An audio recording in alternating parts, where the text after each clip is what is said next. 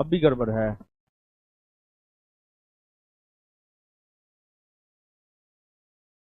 अब गड़बड़ नहीं ना है जी? अब नहीं गड़बड़ होगा? चलिए, आइए बाबू लोग, क्या हाल चाल है? आशा करते हैं बढ़िया होंगे आप। देखिए, भगत सिंह जो है, भगत सिंह के बहुत सारे ऐसे लाइन है जो हमें काफी प्रेरित करता है। हमें क्या, सबको प्रेरित करता है। उसमें जो है, एक भगत सिंह का था कि जब तक देश को आजादी नहीं मिल जाती है तब तक हमें हर रूप में प्रयासरत रहना चाहिए। तो बाबू, जो भी 71वीं बीपीएससी का प्रीलिम्स देने जा रहे हैं, उन सभी के लिए ये क्लास हम लेकर के आते हैं। इस क्लास के अंतर्गत आज 7वां क्लास है। इससे पहले 6 क्लास हो चुका है, जिसमें 5 क्लास हम आपको लाइव लिए हैं, जिसमें आपको आधुनिक भारतीय इतिहास के बीपीएससी के पीवाईक्यू को आधार बना करके कुछ टॉपिक हमने आपके साथ डिस्कस किया है। और जितना भी हम लोग चीजों को डिस्कस कर चुके हैं, वहीं से आधुनिक भारतीय इतिहास के अंतर्गत जो है हम लोग आगे बढ़ेंगे। लेकिन फिर से गड़बड़ है। अब नहीं गड़बड़ है? देखिए बाबू, थोड़ा टेक्निकल इश्यू हो जाता है। अब क्या कीजिएगा, इंटरनेट है। इंटरनेट भी तो धोखेबाज चीज ही है। बहुत सारा कुछ आपके जीवन में हुआ होगा जो आपको बहुत धोखा दिया होगा। इंटरनेट भी एक प्रकार से बेवफा चीज है। ये कब धोखा दे दे कहना मुश्किल होता है। तो खैर कोई नहीं। इसी वजह से जो है, हम सोचते हैं कि वीडियो ही बना करके डाल दे। लेकिन फिर भी लाइव पढ़ने और पढ़ाने में थोड़ा ज्यादा अच्छा लगता है। इसको खोल दीजिएगा, खिड़की खोलिए थोड़ा, गर्मी लगे। तो अब देखिएगा बाबू आप, भगत सिंह, भगत सिंह के एक लाइन से आज के सेशन की शुरुआत करते हैं। भगत सिंह को जब आप पढ़िएगा ना, बहुत शानदार विचार उनका है। भगत सिंह ने कहा था कि हमारा लक्ष्य देश को आजादी दिलाना है। आजादी के सिवा दूसरा कुछ हमें लुभा ही नहीं सकता है। भगत सिंह ने कहा था कि हमारा लक्ष्य है देश को आजादी दिलाना, आजादी के सिवा कुछ हमें लुभा नहीं सकता है। तो अभी बाबू आपका जो लक्ष्य होना चाहिए, वो होना चाहिए 13 सितंबर। उसके अलावा अन्य दूसरा लक्ष्य आपको ना लुभाए। तो आइए, इसी के साथ आज के सेशन की हम लोग शुरुआत करते हैं। और जहां तक प्रश्नों का सवाल है, 454 नंबर प्रश्न तक जो है हम लोग देख लिए थे। अगर आप first second third fourth 5 lecture देखे होंगे तो 454 नंबर प्रश्न तक हम लोग देख लिए थे। और आज के सेशन में अभी हम लोग 455 नंबर प्रश्न से देखेंगे। और एक और लेक्चर आया है, लेक्चर नंबर 6, जो कि वीडियो रिकॉर्ड करके डाला गया है। बाबू आपको वीडियो रिकॉर्ड करके डाला गया है। और उस लेक्चर की अगर हम बात करें तो वो जो लेक्चर है बिहार करेंट का है। बिहार करेंट का लेक्चर है। और आपके एग्जाम में national current, international current, Bihar current, तीनों करेंट से प्रश्न पूछा जाता है। तो बिहार करेंट का एक लेक्चर हम अपलोड कर दिए हैं वीडियो फॉर्मेट में। उस चीज को भी जो है आप लोग देख लीजिएगा। और हाँ, रिकॉर्डेड वीडियो है, क्लास 6 आ चुकी है। हाँ, रिकॉर्डेड वीडियो है बाबू, रिकॉर्डेड वीडियो है। चलिए, जो पढ़ने वाले लोग हैं आइए पढ़िए, जो कमेंट करने वाले लोग हैं अपना कमेंट करते रहिए। उनको पढ़ाई लिखाई से तो कोई खास मतलब होता नहीं है। अब कमेंट कमेंट हटा दीजिए, मेरे सामने से हमको पढ़ाने दीजिए। ठीक है, अब आइए बाबू लोग पढ़ते हैं। देखिए, रोलेक्ट एक्ट का भारतीय राष्ट्रीय कांग्रेस ने विरोध नहीं, इससे पहले भी एक क्वेश्चन होगा। हाँ, यहां से 454 नंबर से हम लोग करेंगे। कहां कहां से तुम लोग क्या क्या लगाता है यार, हमको तो समझ से बाहर है। हमको लगता है कि क्वेश्चन नंबर 454 से ही करेंगे, क्वेश्चन नंबर 454 से ही करेंगे। तो रोलेक्ट एक्ट, जलियांवाला बाग हत्याकांड से रिलेटेड प्रश्न है, यहां से आगे हम लोगों को करना है। जो भी बच्चा क्लास किए होंगे उनको पता होगा। तो आइए यहां पर थोड़ा सा बाबू हम लोग रोलेक्ट एक्ट, रोलेक्ट एक्ट, रोलेक्ट एक्ट और जलियांवाला बाग हत्याकांड, रोलेक्ट एक्ट और जलियांवाला बाग हत्याकांड, जलियांवाला बाग हत्याकांड, इसको लेकर जो है हम लोग चर्चा करते हैं। ठीक है, आप लोग तैयार हैं? आशा करते हैं आप लोग तैयार होंगे। तो आ जाइए, अब ये दोनों टॉपिक को जो है हम लोग पहले देख लेते हैं और फिर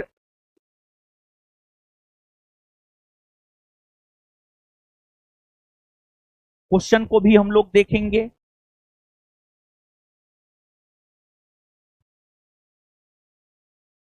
तो आइए,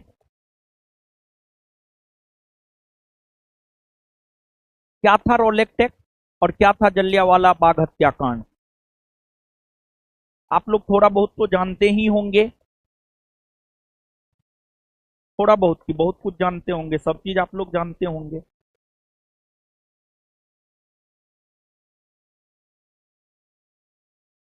आइए बाबू, देखिए वर्ष 1914 से 1918 के बीच जो प्रथम विश्व युद्ध हुआ है, उस प्रथम विश्व युद्ध के कारण भारत में क्रांतिकारी गतिविधियां काफी बढ़ गई थी। भारत में जो क्रांतिकारी गतिविधियां काफी बढ़ गई थी, उस बढ़ी हुई क्रांतिकारी गतिविधियों पर अंकुश लगाने को लेकर, रोक लगाने को लेकर रोलेक्ट एक्ट कानून लाया गया था। और रोलेक्ट एक्ट कानून को लेकर रोलेक्ट कमेटी का गठन 1917 में हुआ और वह कमेटी अपनी रिपोर्ट 1918 में दी। और फिर रोलेक्ट एक्ट कानून की बात की जाए तो जो रोलेक्ट एक्ट कानून है मार्च 1919 ईस्वी में लागू हुए। 19 मार्च 1919 ईस्वी को रोलेक्ट एक्ट कानून लागू हुआ। इस कानून के तहत संदेह मात्र भर के आधार पर आपको गिरफ्तार कर लिया जा सकता था। और जब संदेह मात्र भर के आधार पर आपको गिरफ्तार कर लिया जाता था तो आपको कम से कम 2 वर्ष की सजा दी जाती थी। और अधिक से अधिक देखी जाए तो अधिक से अधिक सजा का कोई निर्धारण नहीं था कि कितने वर्ष तक आपको रखा जा सकता है, लेकिन कम से कम आपको 2 वर्ष तक की सजा दी जा सकती थी। और जब किसी भी व्यक्ति को रोलेक्ट एक्ट कानून के तहत गिरफ्तार किया जाता था तो उसे न अपील करने का अधिकार था, न दलील देने का अधिकार था, न वकील रखने का अधिकार था। इसी वजह से इस कानून को बिना अपील, बिना दलील, बिना वकील का कानून कहा जाता, बिना अपील, बिना दलील और बिना वकील का कानून कहा जाता है। और यह कानून निश्चित तौर पर लोगों के अधिकारों को सीमित करने का प्रयास कर रहा था। जैसे आज के डेट में जो निवारक निरोध कानून होते हैं, अगर निवारक निरोध कानून के तहत किसी को गिरफ्तार किया जाता है तो उसे अनुच्छेद 22 प्राप्त नहीं होता है, वो गिरफ्तारी का कारण नहीं जान सकता है, उसे 24 घंटा के भीतर न्यायालय में प्रस्तुत नहीं किया जा सकता, वह अपने मन मुताबिक वकील नहीं रख सकता है। आज के डेट में रोलेक्ट एक्ट कानून की तुलना निवारक निरोध कानून से की जाती है, निवारक निरोध कानून से की जाती है। और जो प्रमुख निवारक निरोध कानून है, मीसा, टाडा, पोटा, रासुका, ये सब प्रमुख निवारक निरोध कानून है। इसकी तुलना रॉलेट एक्ट कानून से की जाती है। तो बाबू ये जो प्रश्न है आपको, रॉलेट एक्ट भारत में लागू किया गया था, तो रॉलेट एक्ट की अगर हम बात करें तो यह भारत में लागू किया गया था सन 1919 में। और जब रॉलेट एक्ट लागू किया गया था तो इसे महात्मा गांधी ने काला कानून की संज्ञा दिया। महात्मा गांधी ने इसे काला कानून की संज्ञा दिया। और साथ ही साथ इस कानून की अगर हम बात करें तो इस कानून को जो है बिना अपील, बिना दलील और बिना वकील का कानून कहा जाता। बिना अपील, बिना दलील और बिना वकील का कानून कहा जाता है इसे। अब इस कानून की अगर हम लोग बात करें तो इस कानून का विरोध महात्मा गांधी ने किया। महात्मा गांधी ने इस कानून का विरोध करते हुए इस कानून के खिलाफ में एक सत्याग्रह का आयोजन किया, जिसे रॉलेट सत्याग्रह कहा जाता है। जिसे रॉलेट सत्याग्रह कहा जाता है और गांधी जी के द्वारा किया गया यह प्रथम सत्याग्रह है।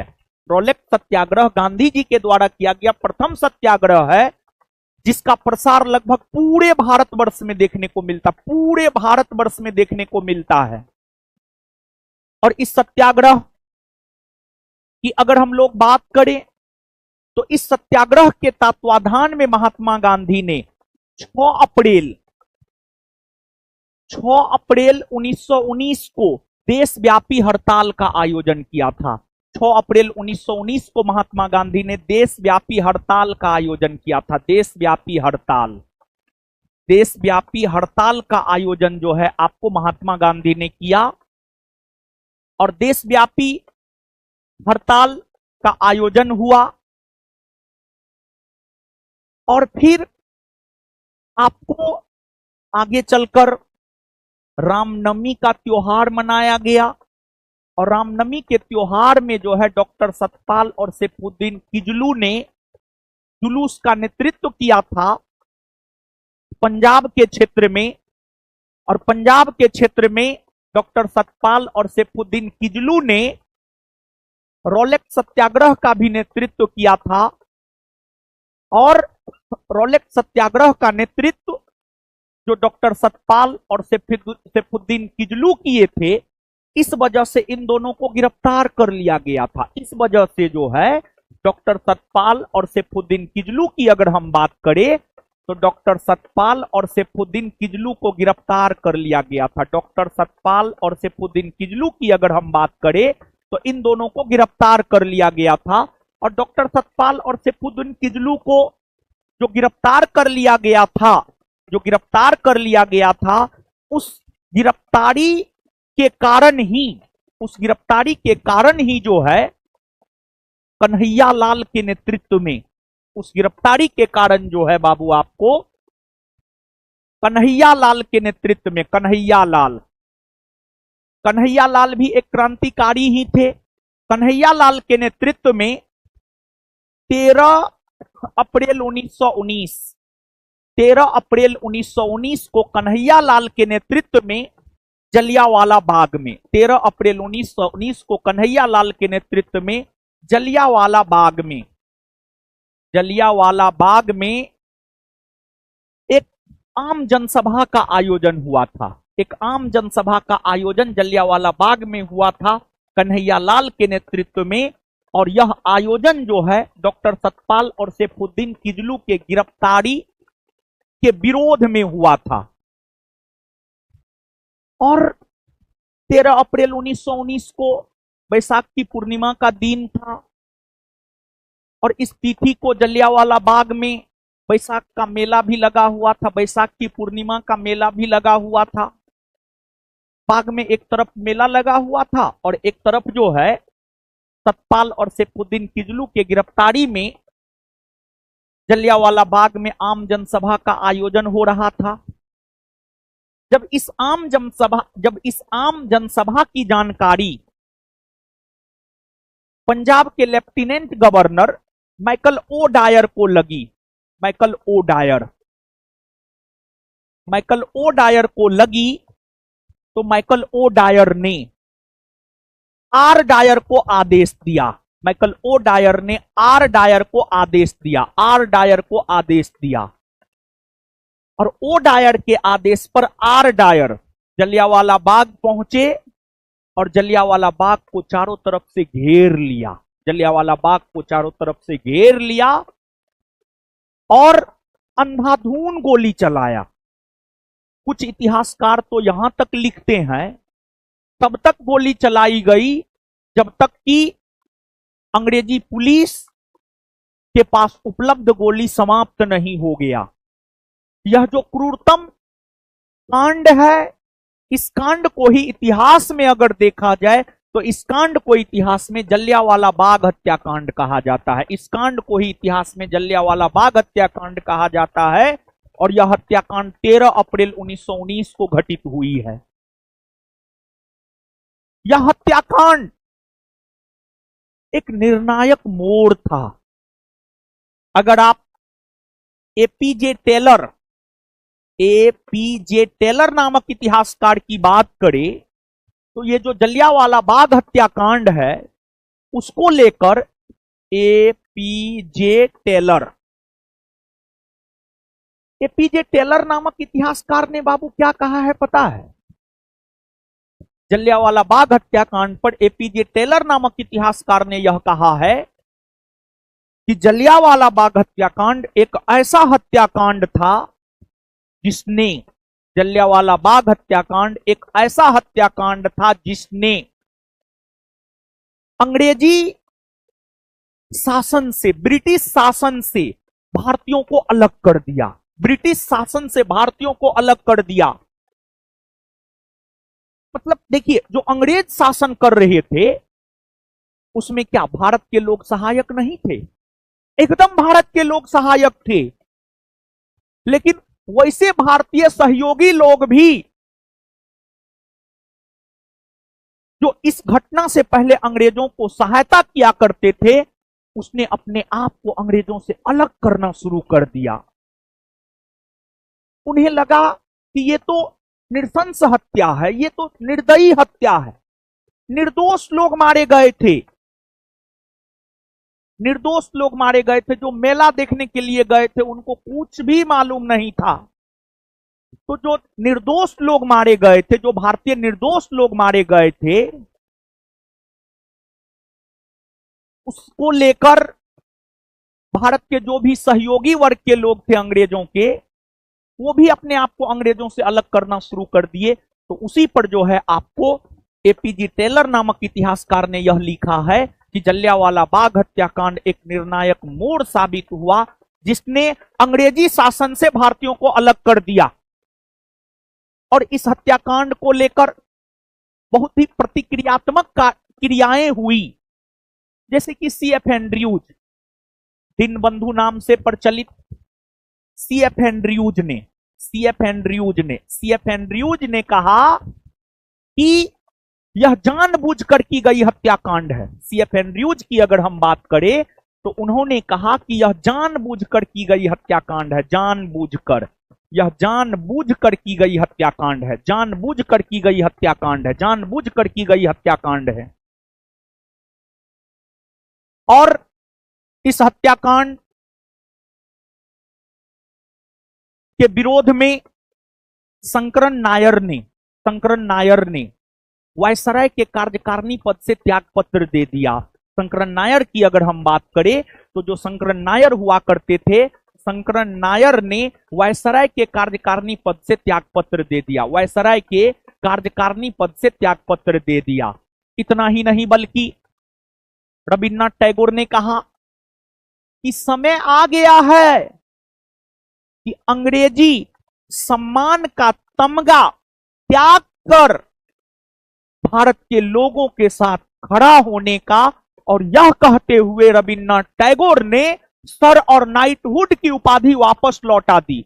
जलियांवाला बाग हत्याकांड के प्रतिक्रिया स्वरूप ही अगर देखा जाए तो इस हत्याकांड के प्रतिक्रिया स्वरूप ही जो है रविन्द्रनाथ टैगोर की अगर हम बात करें तो इन्होंने सर और नाइटहुड की उपाधि वापस लौटा दी। सर और नाइटहुड, ये सब उपाधि अंग्रेजों के द्वारा दी गई थी।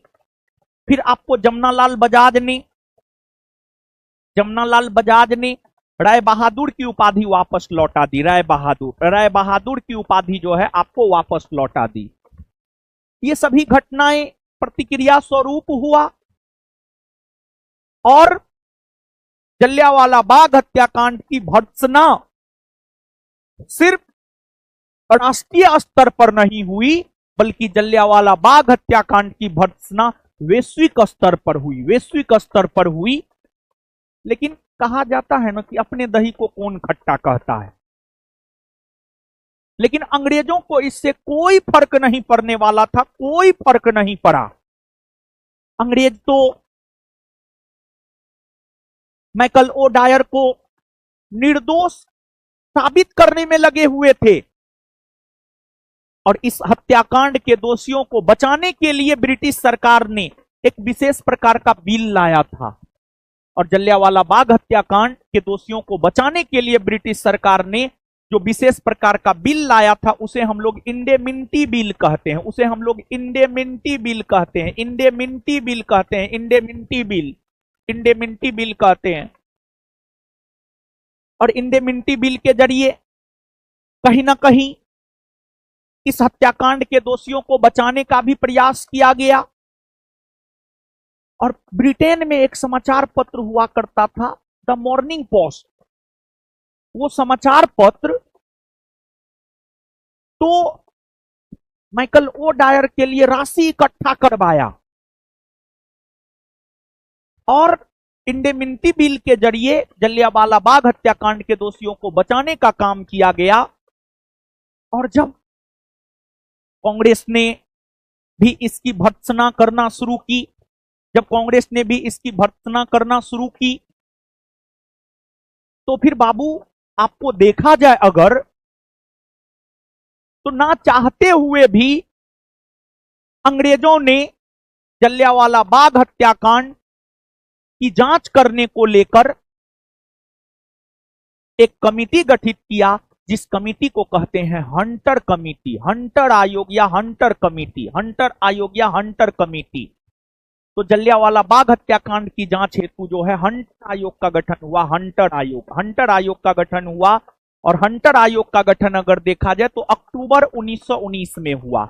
बताइए, अंग्रेजों की मंशा का पता आप इस बात से लगा सकते हैं कि हत्याकांड अप्रैल 1919 में हुआ है और हत्याकांड की जलियांवाला बाग हत्याकांड की जांच को लेकर जो है आयोग का गठन हो रहा है अक्टूबर 1919।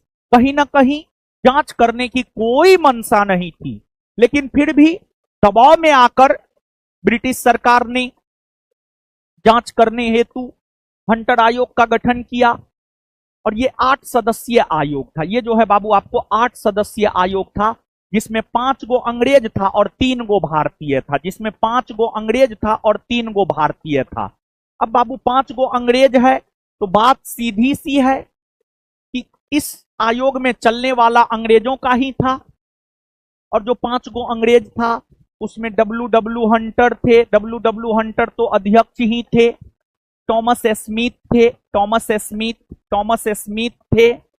फिर आपको डब्ल्यू राइस थे। फिर आपको रेस्किन थे। टॉमस बेरो, जॉर्ज बेरो थे। तो 5 अंग्रेज में हंटर, स्मिथ, राइस, रेस्किन, बेरो। और 3 भारतीय की अगर हम बात करें तो चीमनलाल सीतलवार हो गए। चीमनलाल सीतलवार के बाद जो है आपको जगत नारायण हो गए। साहबजादा सुल्तान अहमद हो गया। सुल्तान अहमद। यही 8 सदस्यीय आयोग था और यह आयोग गठित अक्टूबर 1919 में हुआ। और यह आयोग अगर अपना रिपोर्ट देखा जाए तो यह आयोग अपना रिपोर्ट दिया है मार्च 1920 में यह आयोग अपना रिपोर्ट दिया है।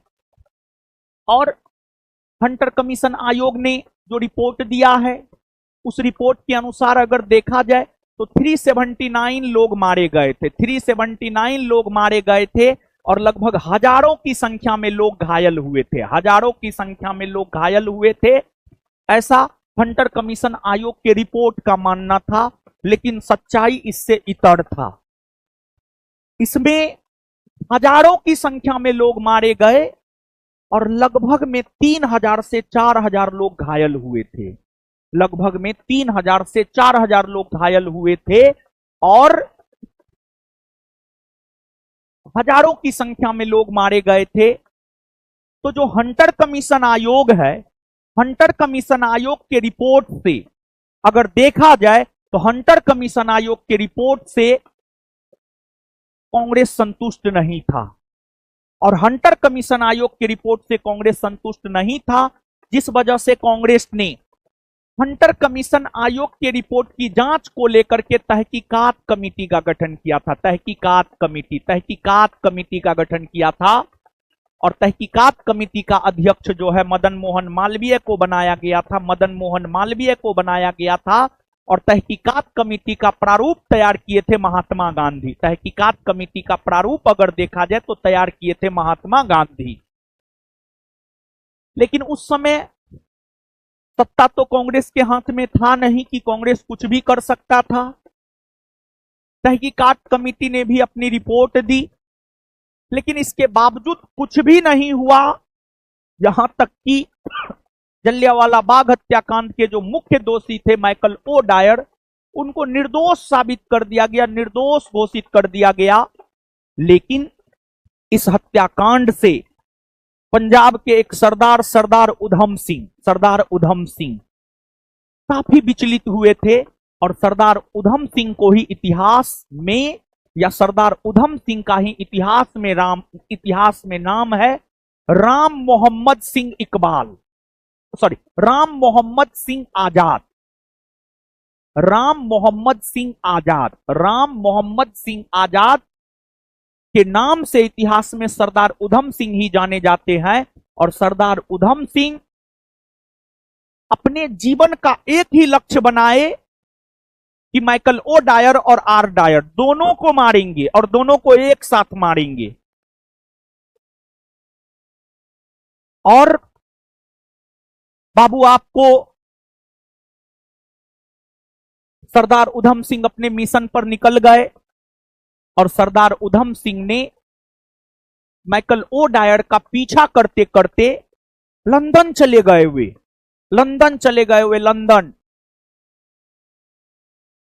देखिए, सरदार उधम सिंह को लेकर के एक लाइन हम आपको कहना चाह रहे हैं कि जीवन में एक लक्ष्य का स्पष्ट होना जरूरी है और उसके लिए समर्पित होकर भी काम करना जरूरी है।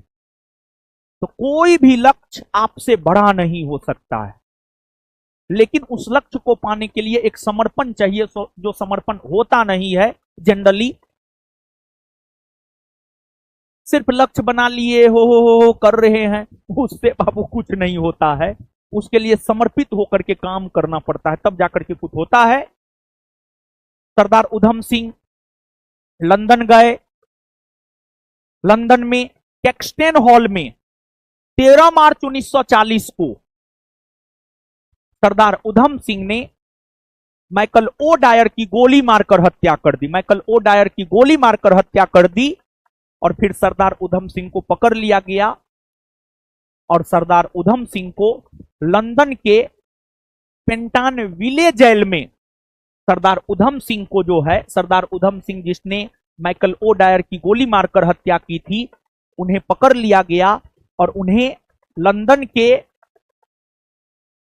पेंटानविले जेल में जो है फांसी पर लटका दिया गया। लंदन के पेंटानविले जेल में जो है फांसी पर लटका दिया गया। किसे? तो फांसी पर लटका दिया गया सरदार उधम सिंह को। सरदार उधम सिंह और मदन लाल ढींगड़ा, ये दो ऐसे क्रांतिकारी हैं जिन्हें लंदन में फांसी पर लटकाया गया है। और बाबू आपको अगर देखा जाए तो वर्ष 1919 में जो तमाम प्रकार की घटनाएं हुई, जैसे कि रॉलेट एक्ट कानून का लागू होना, जलियांवाला बाग हत्याकांड का घटित होना, जलियांवाला बाग हत्याकांड के दोषियों को बचाना, इन तमाम घटनाओं ने गांधी जी को प्रेरित किया कि वे एक बड़ा जन आंदोलन करें। और फिर वर्ष 1919 की घटनाओं की प्रेरणा से ही महात्मा गांधी ने वर्ष 1920 ईस्वी में असहयोग आंदोलन चलाया, जो असहयोग आंदोलन 1920 से लेकर 1922 ईस्वी के बीच तक हुआ है।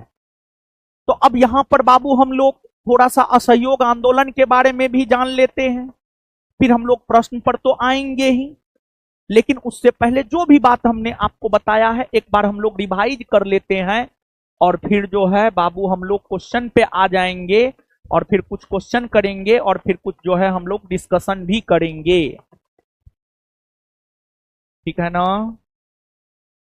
और जो भी बाबू लोग पढ़ाई कर रहे हैं, टेबल कुर्सी का प्रयोग कीजिए, या लाइब्रेरी में हैं तो जगे रहिए। आप जहां भी हैं, जिस भी रूप में हैं, जगे रहिए। जगे रहना जरूरी है।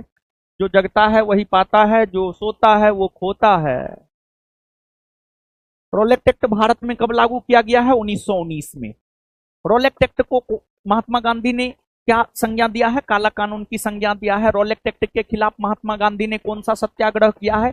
रॉलेट सत्याग्रह किया है। गांधी जी के नेतृत्व में होने वाला पहला सत्याग्रह जिसका प्रसार पूरे भारतवर्ष में हो वो कौन है? रॉलेट सत्याग्रह। रॉलेट सत्याग्रह के तत्वाधान में महात्मा गांधी ने देशव्यापी हड़ताल कब बुलाया है? 6 अप्रैल 1919 को। डॉक्टर सतपाल और सैफुद्दीन किजलू की जो गिरफ्तारी हुई थी, इन दोनों की गिरफ्तारी के विरोध में जलियांवाला बाग में आम जनसभा का आयोजन कब हो रहा था? 13 अप्रैल 1919 को। किसके नेतृत्व में हो रहा था? कन्हैया लाल के नेतृत्व में हो रहा था।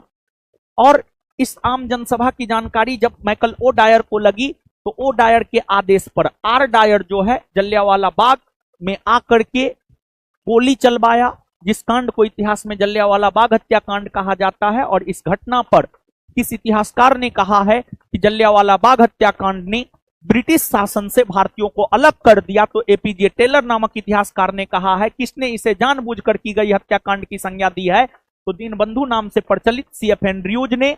और किसने वायसराय के कार्यकारिणी पद से त्यागपत्र दे दिया है? तो शंकरन नायर ने। किसने सर और नाइटहुड की उपाधि वापस लौटा दी है? तो रविन्द्रनाथ टैगोर ने। राय बहादुर की उपाधि किसने वापस लौटाई है? जमनालाल बजाज ने। जलियांवाला बाग हत्याकांड के दोषियों को बचाने के लिए कौन सा बिल लाया गया? इंडेमिनिटी बिल लाया गया। जलियांवाला बाग हत्याकांड की जांच हेतु कौन सा आयोग गठित किया गया? तो हंटर आयोग गठित किया गया। हंटर आयोग का गठन कब हुआ है? अक्टूबर 1919 में हुआ है। कितना सदस्य आयोग था? 8 सदस्य आयोग था। अंग्रेज कितने थे? अंग्रेज 5 थे। W Hunter, Thomas Smith, W Rice, Ruskin और बेडो।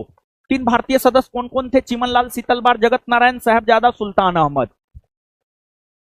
इसके बाद अगर देखा जाए तो हंटर कमीशन आयोग ने अपना रिपोर्ट कब दिया है? तो मार्च 1920 में दिया है। और कितने लोग मारे गए? तो 379 लोग मारे गए थे। लेकिन कांग्रेस इस रिपोर्ट से संतुष्ट नहीं था। कांग्रेस ने जलियांवाला बाग हत्याकांड की जांच हेतु कौन सा कमेटी गठित किया? तहकीकात कमेटी गठित किया। इस कमेटी के अध्यक्ष कौन थे? मदन मोहन मालवीय थे। इस कमेटी का प्रारूप कौन तैयार किया था? महात्मा गांधी ने तैयार किया था। और जलियांवाला बाग हत्याकांड के मुख्य दोषी जो माइकल ओ डायर थे, उन्हें गोली मारकर किसने मारा है? तो सरदार उधम सिंह ने मारा है। 13 मार्च 1940 ईस्वी को मारा है। लंदन के कैक्सटन हॉल में मारा है। उन्हें लंदन के किस जेल में फांसी दिया गया है? तो लंदन के पेंटन विले जेल में जो है उन्हें फांसी दी गई है। तो आइए अब थोड़ा क्वेश्चन देख लेते हैं, फिर आगे बढ़ेंगे। आगे, रॉलेट एक्ट का भारतीय राष्ट्रीय कांग्रेस ने विरोध किया क्योंकि इसका लक्ष्य था, बाबू अगर देखा जाए तो इसका लक्ष्य था लोगों के व्यक्तिगत स्वतंत्रता को सीमित करना। लोगों के व्यक्तिगत स्वतंत्रता को सीमित करना। रॉलेट एक्ट कानून जो है लोगों के व्यक्तिगत स्वतंत्रता को सीमित कर रहा था। इसी वजह से कांग्रेस ने इसका विरोध किया। प्रथम विश्व युद्ध के दौरान किस ब्रिटिश नीति का उद्देश्य भारत में असहमति को दबाना और नागरिक स्वतंत्रता को कम करना था? तो रॉलेट एक्ट का काम था ये, रॉलेट एक्ट का। जलियांवाला बाग नरसंहार किस गांधीवादी सत्याग्रह के संबंध में हुआ है? आपको ये रॉलेट सत्याग्रह के संदर्भ में हुआ है। रॉलेट सत्याग्रह महात्मा गांधी ने रॉलेट एक्ट कानून के खिलाफ जो रॉलेट सत्याग्रह का आयोजन किया था, उस सत्याग्रह को लेकर ही जलियांवाला बाग हत्याकांड 13 अप्रैल 1919 को हुआ है। जलियांवाला बाग हत्याकांड कब हुआ है? 13 अप्रैल 1919 को हुआ है। जलियांवाला बाग में प्रदर्शन के लिए लोग क्यों जमा हुए थे? किजलू और सतपाल के बंदी बनाने के विरोध में प्रदर्शन करने के लिए जमा हुए थे। किजलू और सतपाल के बंदी बनाने के विरोध में प्रदर्शन करने के लिए जमा हुए थे। रविन्द्रनाथ टैगोर ने अपनी नाइटहुड की उपाधि किस कारण त्याग दी थी? तो जलियांवाला बाग हत्याकांड के कारण त्याग दी थी। आगे, अमृतसर के जलियांवाला बाग में भीड़ का दमन कब हुआ? 13 अप्रैल 1919 को। प्रश्न यही है कि जलियांवाला बाग हत्याकांड कब हुआ है। फिर जलियांवाला बाग हत्याकांड कब हुआ है? तो 13 अप्रैल 1919 को हुआ है। फिर वर्ष 1919 भारतीय इतिहास से संबंधित है। वर्ष 1919 आपको जलियांवाला बाग हत्याकांड से संबंधित है। और इसी वर्ष जो है, इस वर्ष कांग्रेस का वार्षिक अधिवेशन अमृतसर में हुआ था और जिसकी अध्यक्षता मोतीलाल नेहरू ने किया था, जिस अधिवेशन में बाल गंगाधर तिलक अंतिम बार भाग लिए थे। और इसी अधिवेशन में कांग्रेस ने जलियांवाला बाग हत्याकांड की भर्त्सना की थी। जलियांवाला बाग नरसंहार की गांधीवादी सत्याग्रह से संबंधित है, रॉलेट सत्याग्रह से संबंधित है। लंदन में 13 मार्च 1940 को सर माइकल ओ डायर की गोली मारकर हत्या किसने की थी? तो सरदार उधम सिंह ने किया था, सरदार उधम सिंह ने। जलियांवाला बाग हत्याकांड के लिए जिम्मेदार जनरल डायर को किसने मारा था? तो सरदार उधम सिंह ने मारा था, उधम सिंह ने। इसके ऊपर मूवी भी आया हुआ है, आप सबको देखना चाहिए।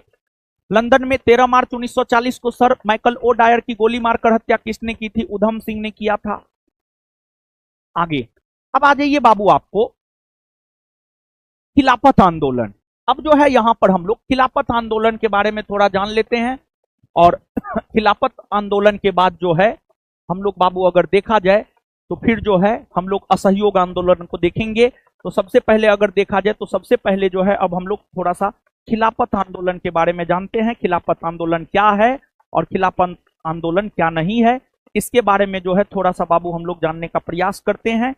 ऐसे आप लोग थोड़ा बहुत जो है खिलाफत आंदोलन को पहले भी जानते होंगे, तो ठीक है, जानते हैं तब पर भी ठीक है, नहीं जानते हैं तब पर भी ठीक है। तो आइए हम लोग थोड़ा सा खिलाफत आंदोलन को जानने का प्रयास करते हैं। देखिए बाबू ध्यान दीजिएगा, खिलाफत आंदोलन, खिलाफत आंदोलन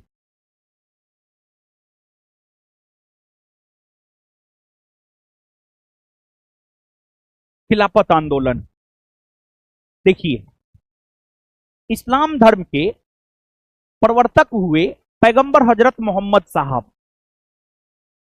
उन्होंने जीवित रहते किसी को भी अपना उत्तराधिकारी घोषित नहीं किया।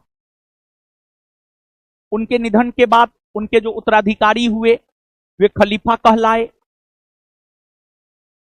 और बात अगर हम लोग 20वीं सदी के 20वीं सदी के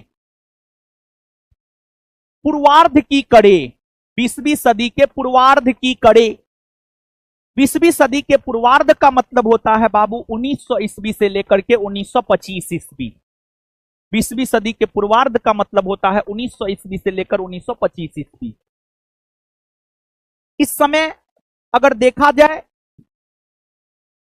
तो इस समय पूरे विश्व जगत के मुसलमान तुर्की के खलीफा, पूरे विश्व जगत के मुसलमान तुर्की के खलीफा को अपना सब कुछ मानते थे। त्वमेव माता त्वमेव पिता, सब कुछ मानते थे, सब कुछ, एवरीथिंग। पूरे विश्व जगत के मुसलमान, पूरे विश्व जगत के मुसलमानों का एक प्रकार से नेतृत्व करता था तुर्की का खलीफा। लेकिन हुआ क्या था बाबू, आप सब लोग जानते हैं कि 1914 से 1918 के दौरान अगर देखा जाए तो 1914 से 1918 के दौरान फर्स्ट वर्ल्ड वार हुआ है, प्रथम विश्व युद्ध हुआ है। और इस विश्व युद्ध में पूरा का पूरा विश्व दो गुटों में बटा हुआ था। और इस विश्व युद्ध में जो पूरा का पूरा विश्व दो गुटों में बटा हुआ था, एक था बाबू आपको मित्र राष्ट्र और एक दूसरा था आपको धूरी राष्ट्र। मित्र राष्ट्र के नेतृत्व करता ब्रिटेन था। तुर्की के खलीफा ने प्रथम विश्व युद्ध के दौरान ब्रिटेन का साथ नहीं दिया। तुर्की के खलीफा ने प्रथम विश्व युद्ध के दौरान मित्र राष्ट्र का साथ नहीं दिया, यानी ब्रिटेन का साथ नहीं दिया। लेकिन जब इसका अंत हुआ तो फिर इसमें अंततः जो जीत हुई है बाबू, इसमें अंततः जीत अगर देखा जाए तो इसमें अंततः जीत मित्र राष्ट्र की हुई अर्थात ब्रिटेन की हुई। जब ब्रिटेन की जीत हुई तो ब्रिटेन जो है खोज कर अपने विरोधियों से बदला ले रहे थे। तो ब्रिटेन की सरकार ने तुर्की की खलीफा को अपमानित किया, तुर्की का विघटन कर दिया। और प्रथम विश्व युद्ध के बाद कई सारी संधि हुई थी, उसमें एक सेवर्स की संधि हुई थी, सेवर्स की संधि हुई थी। और इस संधि के तहत ही जो है तुर्की के खलीफा को अपमानित किया गया, तुर्की का विघटन कर दिया गया। जब तुर्की के खलीफा को अपमानित किया गया, पूरे विश्व जगत के मुसलमानों में अंग्रेजों के प्रति एक रोष भावना, एक गुस्सा की भावना आ गई। भारत के मुसलमान भी अंग्रेजों के खिलाफ आ गए।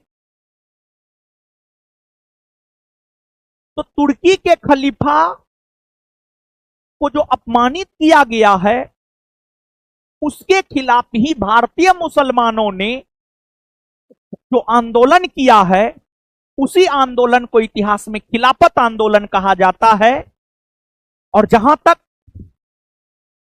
खिलाफत आंदोलन का सवाल है, जहां तक खिलाफत आंदोलन का सवाल है, इसका नेतृत्व अली बंधु ने किया था। इसका नेतृत्व अली बंधु ने किया था। अली बंधु ने इसका नेतृत्व किया था। और अली बंधु के अंतर्गत जो है बाबू आपको दो भाई आता था, एक मोहम्मद अली और दूसरा आपको शौकत अली। एक मोहम्मद अली और दूसरा बाबू आपको शौकत अली। एक मोहम्मद अली और दूसरा शौकत अली। और आप याद रखेंगे मोहम्मद अली अलग है, मोहम्मद अली जिन्ना अलग है, दोनों अलग अलग है। इन दोनों भाइयों ने ही खिलाफत आंदोलन का नेतृत्व किया था। इस आंदोलन को अन्य मुस्लिम नेताओं ने भी समर्थन दिया था, जैसे मौलाना अबुल कलाम आजाद हो गए, हसरत मोहानी हो गए। ये सब लोग इस आंदोलन को समर्थन दिया था।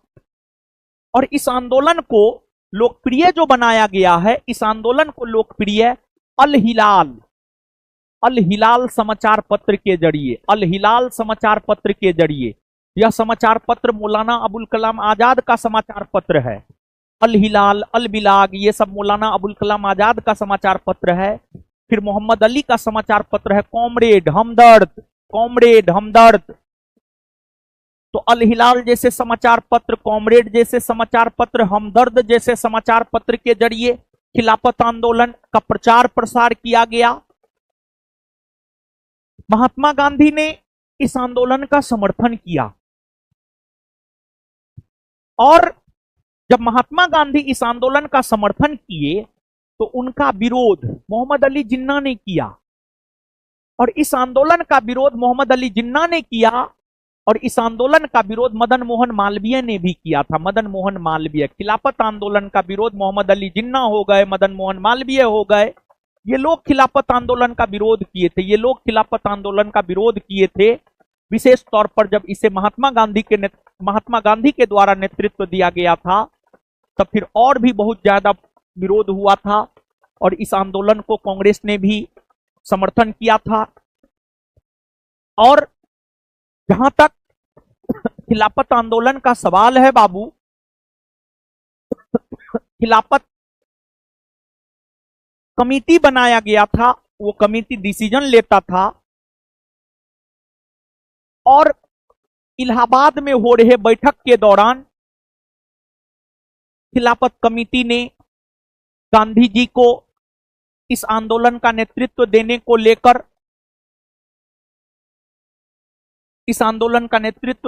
लेकर, घोषणा किया। और आगे चलकर जो है बाबू आपको नवंबर 1919 में दिल्ली में खिलाफत कमेटी की बैठक बुलाई गई थी, उसे महात्मा गांधी ने समर्थन दिया था और महात्मा गांधी भी उस बैठक में मौजूद हुए थे, उन्होंने भाषण भी दिया था। और जो आपको खिलाफत आंदोलन है, खिलाफत आंदोलन को लेकर महात्मा गांधी को ऐसा लग रहा था कि अगर अभी हम मुसलमानों का साथ देते हैं तो आने वाले दिनों में हम जो बड़ा आंदोलन करेंगे उसमें मुसलमान हमारा साथ देगा। और गांधी जी के अनुसार देखा जाए तो ये जो खिलाफत आंदोलन का टाइम पीरियड था, मुख्य तौर पर 1919 से 1922, ये गांधी जी के अकॉर्डिंग हिंदू मुस्लिम एकता का स्वर्ण काल था। 1919 से 1922 का जो कालखंड है, इसको महात्मा गांधी हिंदू मुस्लिम एकता का स्वर्ण काल कहते हैं। हिंदू मुस्लिम एकता का स्वर्ण काल, हिंदू मुस्लिम एकता का स्वर्ण काल कहते हैं महात्मा गांधी, हिंदू मुस्लिम एकता का स्वर्ण काल कहते हैं महात्मा गांधी। और गांधी जी को ऐसा लग रहा था ऐसा अवसर अब अगले 100 वर्ष में आएगा या नहीं आएगा। इस प्रकार से हिंदू मुसलमान दोनों एक हुए हैं और गांधी जी इस बात को भली भांति समझते थे। गांधी जी लंदन में भी रहकर आए थे। गांधी जी इस बात को भली भांति समझते थे कि जब तक भारत के हिंदू मुसलमान एक नहीं होंगे तब तक भारत को आजादी मिलने वाली नहीं है। लेकिन अन्य नेता इस बात को समझते ही नहीं थे। हिंदूवादी नेता मुसलमानों का विरोध करता था, मुस्लिम लीग का नेता कांग्रेस का विरोध करता था, सब एक दूसरे के विरोध में लगा हुआ था। और जब तक सब एकजुट नहीं हुआ तब तक तो देश को आजादी भी नहीं मिली। तो एकजुटता बहुत ज्यादा जरूरी होता है बाबू।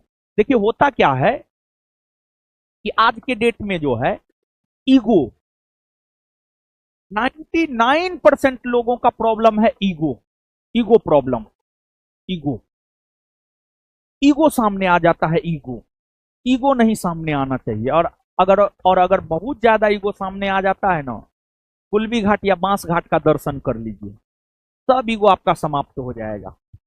तो ये खिलाफत आंदोलन के बारे में हुआ बाबू। तो अब आइए यहां पर जो हम लोग कुछ क्वेश्चन देख लेते हैं, फिर आगे बढ़ेंगे। किसने खिलाफत आंदोलन को हिंदू और मुसलमानों की एकता के एक ऐसे अवसर के रूप में देखा जो 100 वर्षों में भी पुनः प्रस्तुत नहीं होगा? महात्मा गांधी ने देखा था। किसने देखा था? महात्मा गांधी ने। और गांधी जी इस बात को समझते थे, अगर एक हाथ से हम मुसलमान को सहयोग करेंगे तो मुसलमान भी दूसरे हाथ से हमें सहयोग करेगा। इस बात को समझने की जरूरत है। और जब तक आप नहीं समझिएगा तब तक कुछ नहीं हो सकता है। आज के डेट में जैसे विद्यार्थी के मन में बैठ गया है कि टीचर ये सब चीज आपके लिए कर देगा, तो ये भ्रम है आपका। ठीक है, आपको भी उतरना पड़ेगा रोड पे, तभी जाकर के कुछ होने जा रहा है, नहीं तो कुछ नहीं होने जा रहा है। 1920 की खिलाफत कमेटी की सभा, जिसने गांधी को असहयोग आंदोलन के नेतृत्व को संभालने का अनुरोध किया था, वह किस शहर में हुआ था? वह हुआ था बाबू आपको इलाहाबाद में हुआ था। महात्मा गांधी ने खिलाफत आंदोलन का समर्थन क्यों किया था? महात्मा गांधी ने खिलाफत आंदोलन का समर्थन क्यों किया था? खलीफा ने क्रांतिकारियों को शरण दी थी। गांधी जी ने अंग्रेजों के खिलाफ अपने आंदोलन में भारतीय मुसलमानों का सहयोग प्राप्त करना चाहा था। हाँ, यही रीजन था बाबू, यही उत्तर होगा। आगे आ जाइए। 1921 के मोपला आंदोलन की जो शाखा थी, उसका संबंध जो है कहीं ना कहीं खिलाफत आंदोलन से था।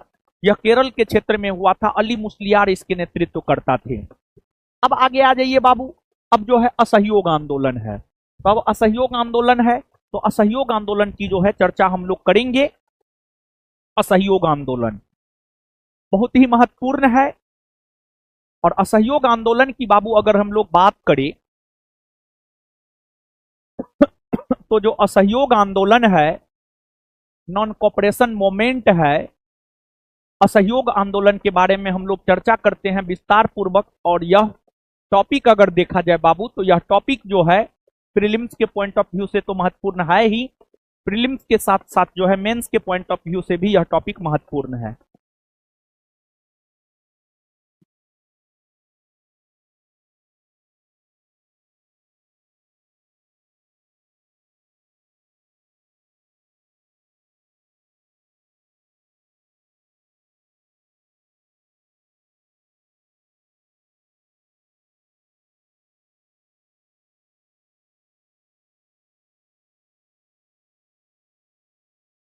चलिए आ जाइए बाबू, असहयोग आंदोलन। देखिए वर्ष 1919 की जो घटनाएं हैं, उन घटनाओं ने ही असहयोग आंदोलन होने को प्रेरित किया। महात्मा गांधी जब असहयोग आंदोलन चलाने को लेकर कांग्रेस के समक्ष प्रस्ताव रखा, तो कुछ कांग्रेसियों ने गांधी जी का विरोध किया, कुछ कांग्रेसियों ने गांधी जी का समर्थन किया। कुछ कांग्रेसी जो गांधी जी का विरोध कर रहे थे, जब गांधी जी आंदोलन की शुरुआत कर दिए, तो फिर उन्होंने कांग्रेस छोड़ दिया। जैसे Mohammad Ali Jinnah, Shrimati Annie Besant, Bipin Chandra Pal, GS खापड़े, ये ऐसे कांग्रेसी हुए जो गांधी जी के असहयोग आंदोलन से संतुष्ट नहीं थे और उन्होंने कांग्रेस छोड़ दी। लेकिन गांधी जी की एक खासियत थी कि गांधी जी अगर चाह लिए कि हमें करना है तो हमें करना है, कोई परवाह नहीं करते थे। जीत होगी, हार हो गई, हार हो गई, हार होगी, क्या होगा क्या नहीं होगा, इसकी तनिक भी परवाह महात्मा गांधी नहीं करते थे। गीता में है ना जी, कर्म कर्म कर्म कीजिए, फल की चिंता मत कीजिए। तो अब देखिए बाबू, शुरू में तो और भी कई सारे कांग्रेसियों ने, शुरू में तो सीआर दास ने, मोतीलाल नेहरू ने, बाल गंगाधर तिलक ने, सभी ने विरोध किया था। लेकिन बाद में जाकर गांधी जी इन नेताओं को मना लिए और गांधी जी को असहयोग आंदोलन शुरू करने में मदद तिलक ने किया था। और संयोग देखिए ऐसा हुआ कि असहयोग आंदोलन की शुरुआत 1 अगस्त 1920 को हुई और इसी तिथि को बाल गंगाधर तिलक का निधन हो गया। 1856 में महाराष्ट्र में बाल गंगाधर तिलक का जन्म हुआ था और 1 अगस्त 1920 को बाल गंगाधर तिलक का निधन हो गया। तिलक साहब की अगर हम बात करें, तिलक साहब कांग्रेस के एक ऐसे नेता हुए जो गांधी जी को असहयोग आंदोलन शुरू करने में काफी मदद किए, लेकिन वे इस आंदोलन के परिणाम को नहीं देख सके, क्योंकि जिस तिथि को आंदोलन की शुरुआत हुई उसी तिथि को तिलक साहब का निधन हो गया। लेकिन फिर भी आंदोलन की शुरुआत हुई और फिर तिलक साहब के निधन होने के बाद तिलक साहब के अर्थी को महात्मा गांधी ने कंधा दिया था। महात्मा गांधी के साथ साथ अगर देखा जाए तो महात्मा गांधी के साथ साथ जो है, महात्मा गांधी के साथ साथ अगर देखा जाए तो महात्मा गांधी के साथ साथ जो है बाबू, आपको इस आंदोलन महात्मा गांधी के साथ साथ तिलक के अर्थी को कंधा शौकत अली नामक मुसलमान ने भी दिया था। शौकत अली नामक मुसलमान ने भी दिया था। और अगर देखा जाए तो महात्मा गांधी ने तिलक के प्रति एक श्रद्धा व्यक्त करते हुए तिलक स्वराज फंड की स्थापना की। इस आंदोलन के दौरान जो है तिलक स्वराज फंड की स्थापना की, तिलक स्वराज फंड की स्थापना की। और गांधी जी ने देश के लोगों से यह आह्वान किया, जिसको जितना जुड़ पाता है वो इस फंड में जमा कीजिए, क्योंकि बिना आर्थिक, बिना रुपया पैसा का तो आंदोलन हो नहीं सकता है।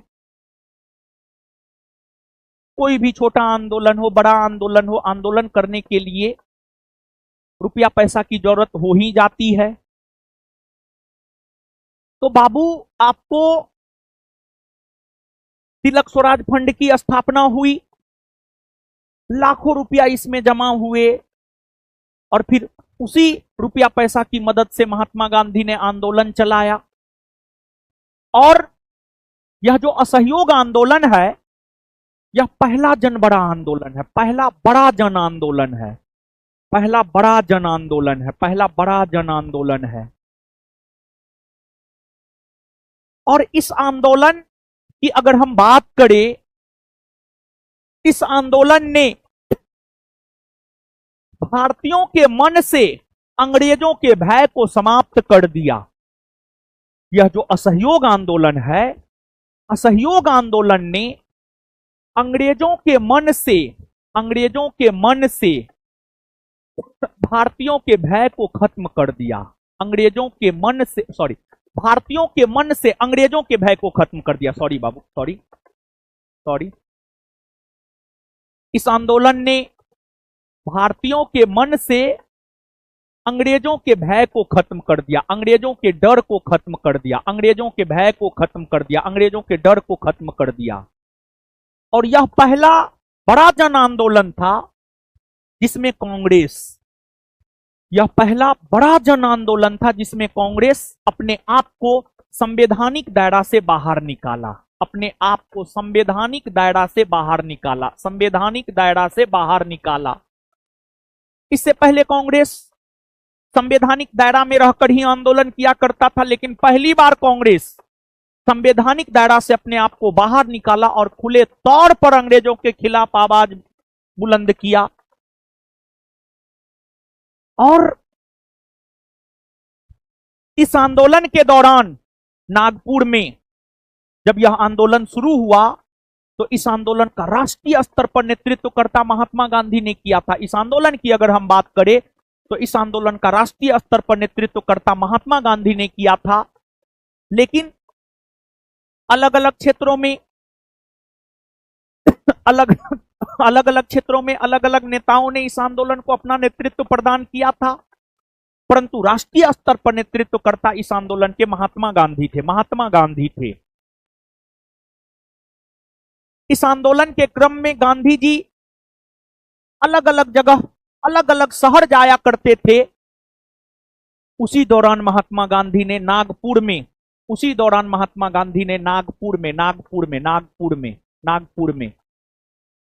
भाषण देते हुए यह घोषणा किया, अंग्रेजी सरकार चेत जाए, अंग्रेजी सरकार चेत जाए।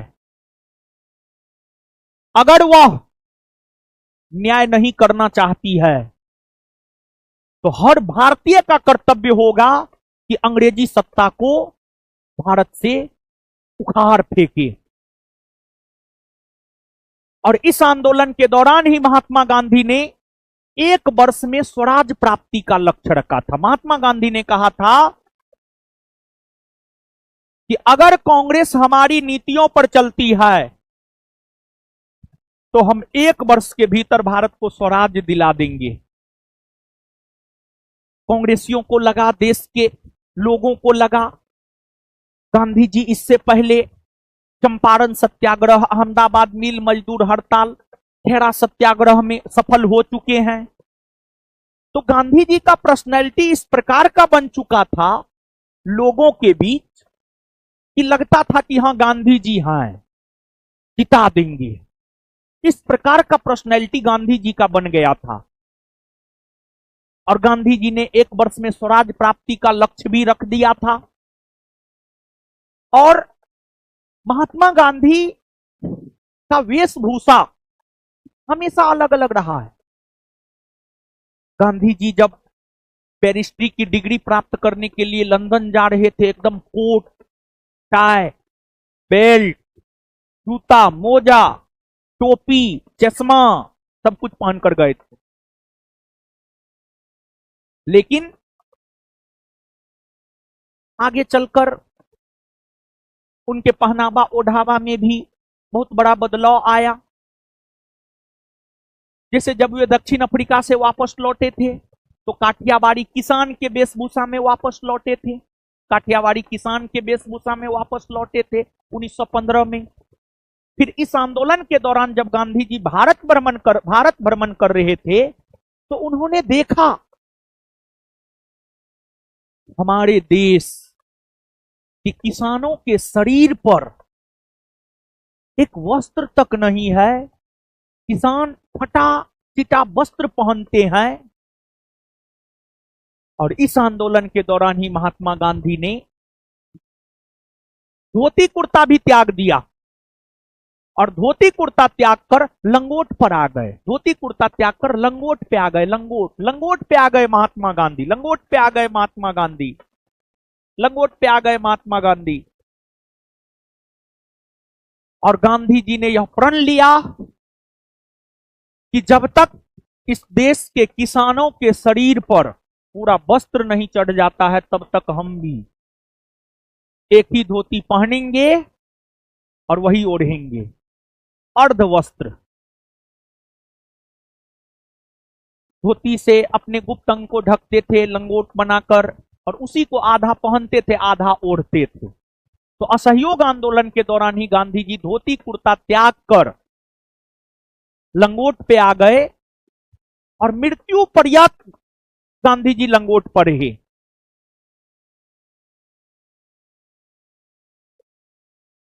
आपको गांधी जी ने इस आंदोलन के दौरान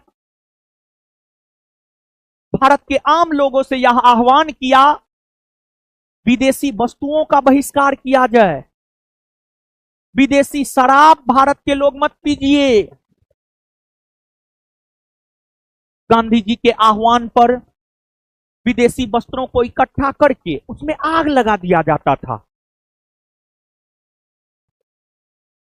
गांधी जी के आह्वान पर विदेशी वस्त्रों को इकट्ठा कर उसमें जो आग लगा दिया जाता था अंग्रेजी वस्त्र पर, इसको रविन्द्रनाथ टैगोर ने इसकी आलोचना की और रविन्द्रनाथ टैगोर ने इसे निष्ठुर बर्बादी की संज्ञा दिया।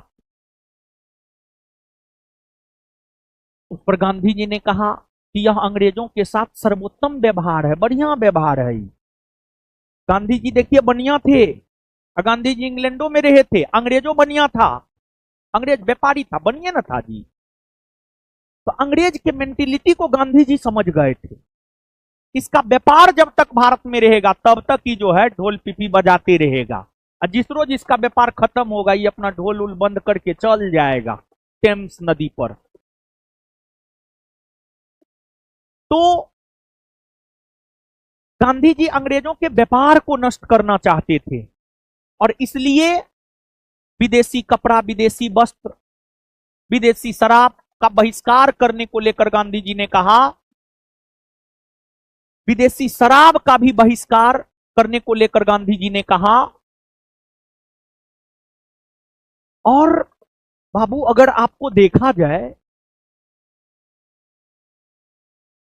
भारत के लोगों ने विदेशी शराब का भी बहिष्कार किया, लेकिन बिहार के लोग सबसे भोले वाले बिहार के लोग होते हैं। बिहार के लोगों को ठगना, इमोशनली ब्लैकमेल करके ठगना बड़ी आसान है बाबू, कोई भी आपको ठग सकता है। ऐसा जो है हम नहीं बोल रहे हैं, ये हम नहीं बोल रहे हैं बाबू, ऐसा दिल्ली यूपी का लोग बोलता है, हम नहीं बोलते हैं। हम अपने बिहारी हैं महाराज, हम क्यों बोलेंगे ये बात।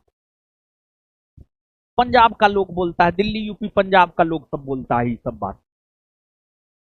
लेकिन ठीक है, जिसकी जैसी सोच। तो बिहार के लोग गांधी जी की बातों को बहुत ही गंभीरता से लेते थे। बिहार के लोगों ने असहयोग आंदोलन के दौरान एकदम विदेशी शराब, एकदम अंग्रेजी शराब पीना बंद कर दिया और देसी पर आ गए। तो बिहार के लोगों ने गांधी जी की बातों को गंभीरता से लेते हुए विदेशी शराब पीना बंद कर दिए। तो फिर अंग्रेजों को बिहार बंगाल के क्षेत्र में बहुत ही ज्यादा आर्थिक राजस्व,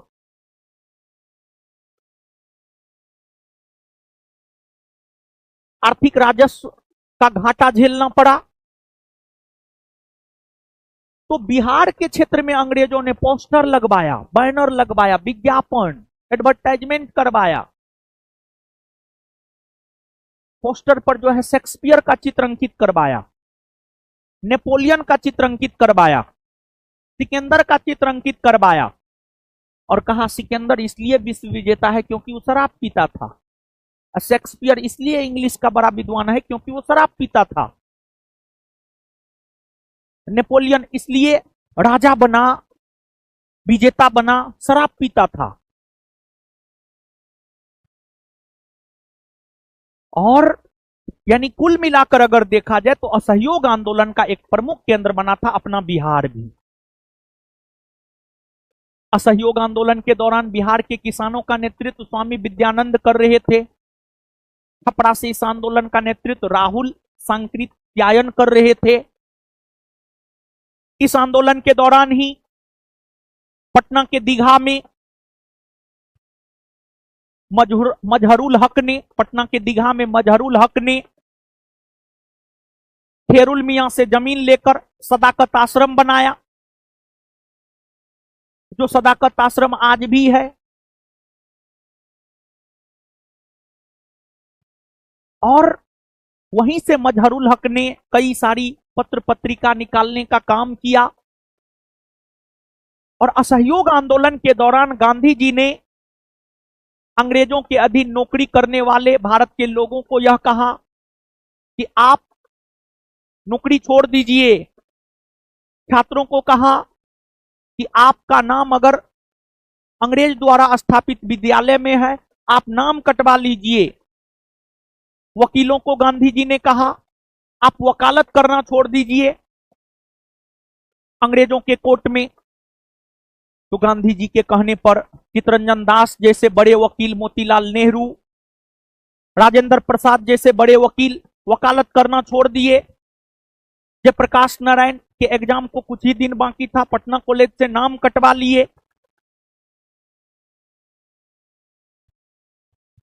इस आंदोलन के दौरान अनेकों वकीलों ने वकालत करना छोड़ा। यह आंदोलन चल रहा था। जब कोई भी आंदोलन थोड़ा लंबा समय तक चलता है तो थोड़ा नीरस हो जाता है, तो यह आंदोलन भी नीरस हो गया था। गांधी जी भी चाह रहे थे कि आंदोलन को अब समाप्त कर दिया जाए, लेकिन कोई मौका नहीं मिल रहा था। और इस आंदोलन की अगर हम बात करें तो इस आंदोलन के दौरान ही अवध के क्षेत्र में एक आंदोलन हुआ था, वो किसान आंदोलन था, जिसका नेतृत्व करता मदारी पासी था। इस आंदोलन के क्रम में ही उत्तर प्रदेश के गोरखपुर के चोरी चोरा में एक कांड हुआ, जिस कांड को इतिहास में चोरी चोरा कांड कहते हैं। और चोरी चोरा कांड की अगर हम बात करें तो चोरी चोरा कांड के वजह से महात्मा गांधी ने असहयोग आंदोलन को स्थगित कर दिया। तो ये चोरी चोरा कांड क्या है, इस चोरी चोरा कांड को थोड़ा सा बाबू समझते हैं। देखिए हुआ क्या, 4 फरवरी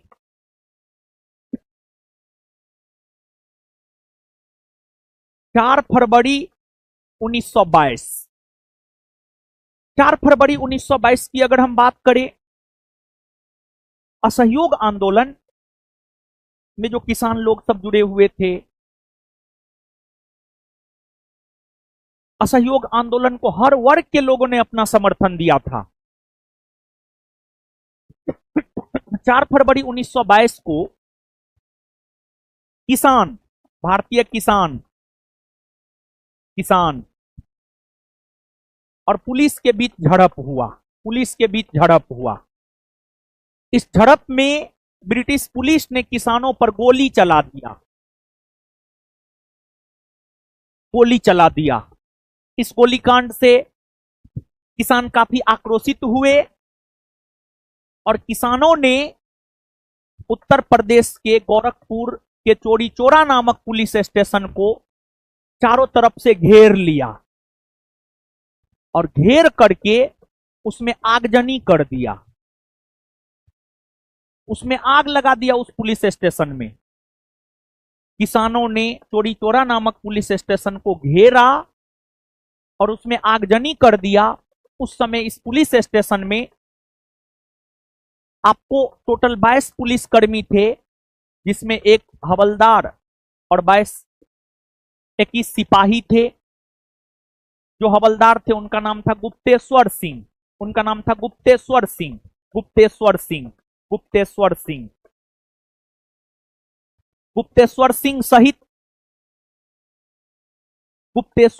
सहित टोटल 22 पुलिसकर्मी, गुप्तेश्वर सिंह सहित हम बोल रहे हैं, टोटल 22 पुलिसकर्मी जो है इस आगजनी में मारे गए।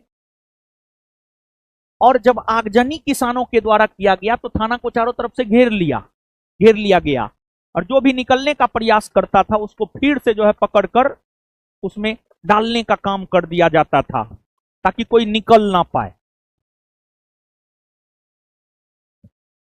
तो ये जो चौरी चौरा पुलिस स्टेशन में आगजनी का नेतृत्व भगवान अहीर ने किया था। भगवान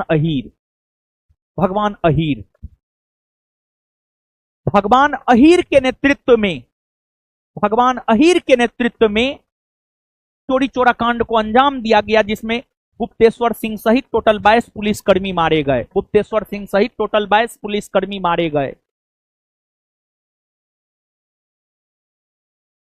जब यह कांड हुआ था तो उस समय महात्मा गांधी गुजरात के बारदोली में थे। गांधी जी ने कांग्रेस वर्किंग कमेटी की बैठक बुलाई और कांग्रेस वर्किंग कमेटी की बैठक बुलाकर महात्मा गांधी ने 12 फरवरी 1922 को असहयोग आंदोलन को स्थगित कर दिया। महात्मा गांधी ने 12 फरवरी 1922 को महात्मा गांधी ने चौरी चौरा कांड की वजह से असहयोग आंदोलन को स्थगित कर दिया।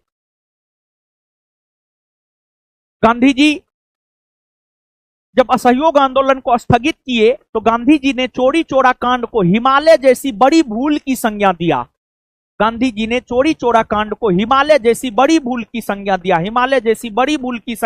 चौरी चौरा कांड को।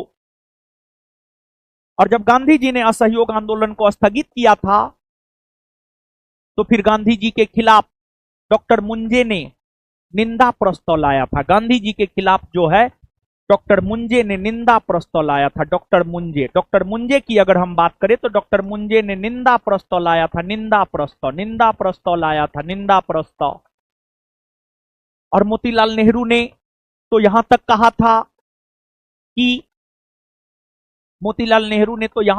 था कि अगर भूल हिमालय के किसी गांव ने किया है तो उसकी सजा कन्याकुमारी के किसी गांव को नहीं मिलनी चाहिए।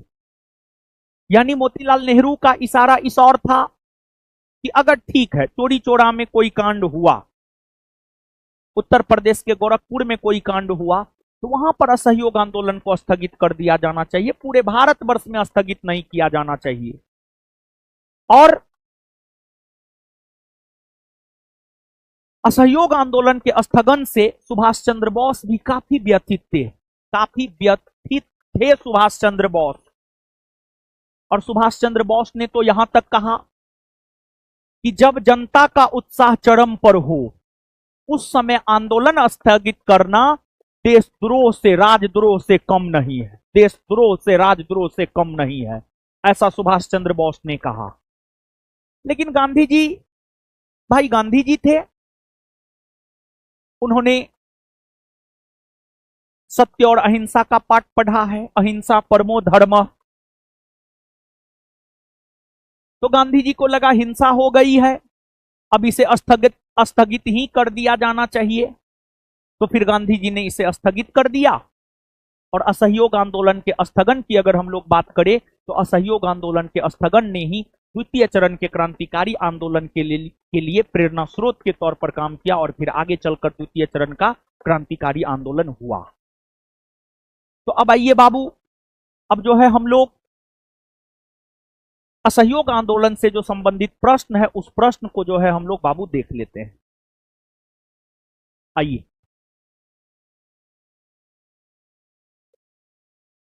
असहयोग आंदोलन के दौरान किसने बिहार में किसानों की अगुवाई की थी? स्वामी विद्यानंद। स्वामी विद्यानंद ने अगुवाई किया था, स्वामी विद्यानंद। असहयोग आंदोलन के दौरान किसने बिहार में किसानों की अगुवाई की थी? स्वामी विद्यानंद। किस घटना ने खिलाफत आंदोलन के लिए उत्प्रेरक का काम किया था? वर्साय की संधि। सॉरी, हम वहां पर सेबर्स की संधि बोल दिए थे, वर्साय की संधि बाबू कर लीजिएगा, वर्साय की संधि, सॉरी। गांधी जी के असहयोग आंदोलन में लोगों को शराब से परहेज करने का आग्रह किया गया, फलस्वरूप सरकार के राजस्व में भारी कमी आई। एक प्रदेश की सरकार ने लोगों को फिर से शराब पीने को प्रेरित करने के लिए प्रमुख व्यक्तियों की एक सूची प्रसारित की जो शराब पीते थे। उस प्रदेश का नाम बताइए। अपना ही बिहार है बाबू, अपना ही बिहार है, बिहार, बिहार। भारतीय किसानों के इतिहास में संगठित असहयोग का प्रथम उदाहरण कहां घटित हुआ है? बिहार और बंगाल में, बिहार और बंगाल में। भारतीय राष्ट्रीय कांग्रेस ने असहयोग आंदोलन किस वर्ष प्रारंभ किया? भारतीय राष्ट्रीय कांग्रेस ने असहयोग आंदोलन 1920 में प्रारंभ किया था, 1920 में, और यह 1922 तक चला था। और जानते हैं बाबू, 1920 में जो है कांग्रेस का वार्षिक अधिवेशन नागपुर में हुआ था। दिसंबर 1920 में कांग्रेस का वार्षिक अधिवेशन नागपुर में हुआ था। और कांग्रेस के 1920 के नागपुर अधिवेशन के दौरान ही कांग्रेस ने असहयोग आंदोलन चलाए जाने के प्रस्ताव को पारित किया था। कांग्रेस ने असहयोग आंदोलन चलाए जाने के प्रस्ताव को पारित किया था और इसका प्रस्ताव प्रस्तावित किया गया था CR दास के द्वारा, चित्तरंजन दास के द्वारा जो है असहयोग आंदोलन का प्रस्ताव प्रस्तावित किया गया था। असहयोग आंदोलन का प्रस्ताव जो है प्रस्तावित किया गया था CR दास के नेतृत्व में, CR दास के नेतृत्व में। गांधी जी ने असहयोग आंदोलन कब प्रारंभ किया? 1920 में प्रारंभ किया, 1920। किस क्षेत्र में राहुल सांकृत्यायन 1920 के असहयोग आंदोलन में सक्रिय थे? छपरा, छपरा में।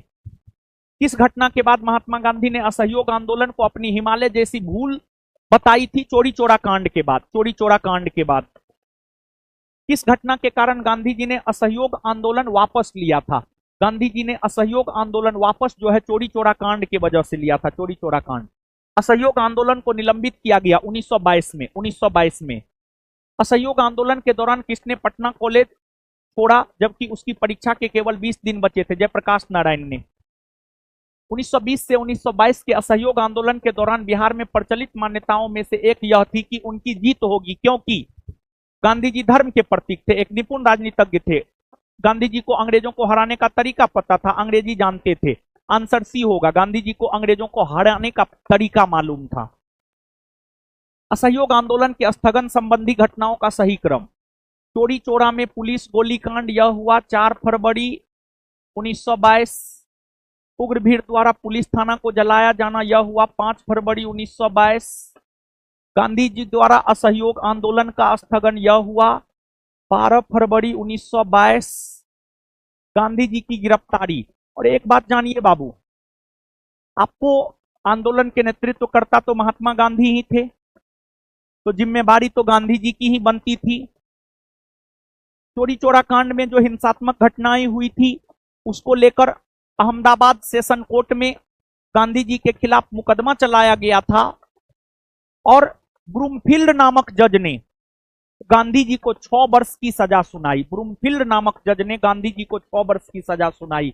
गांधी जी को 6 वर्ष की सजा ब्रूमफील्ड ने सुनाई, ब्रूमफील्ड ने सुनाई।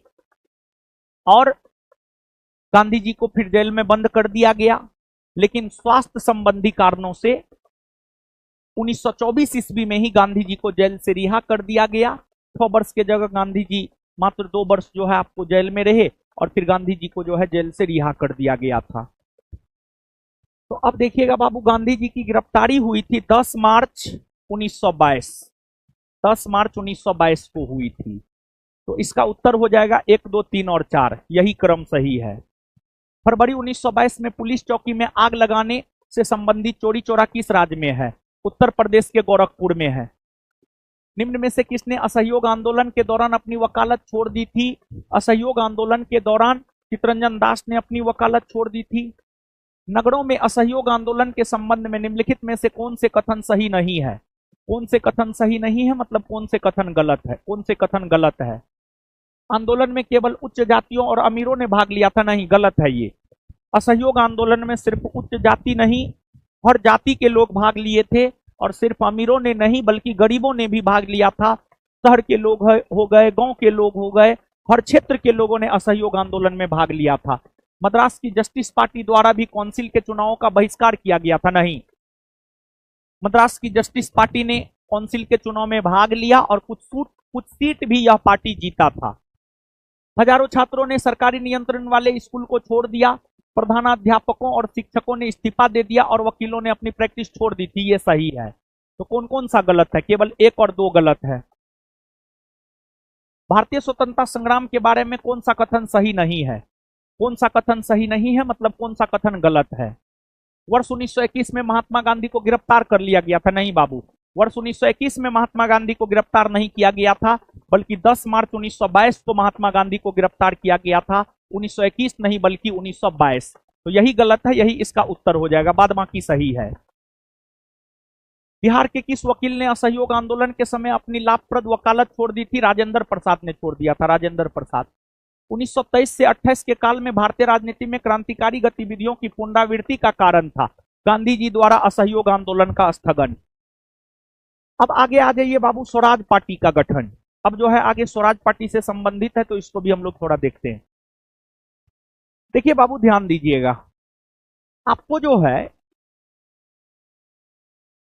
एक तो अगर देखा जाए तो चितरंजन दास और मोतीलाल नेहरू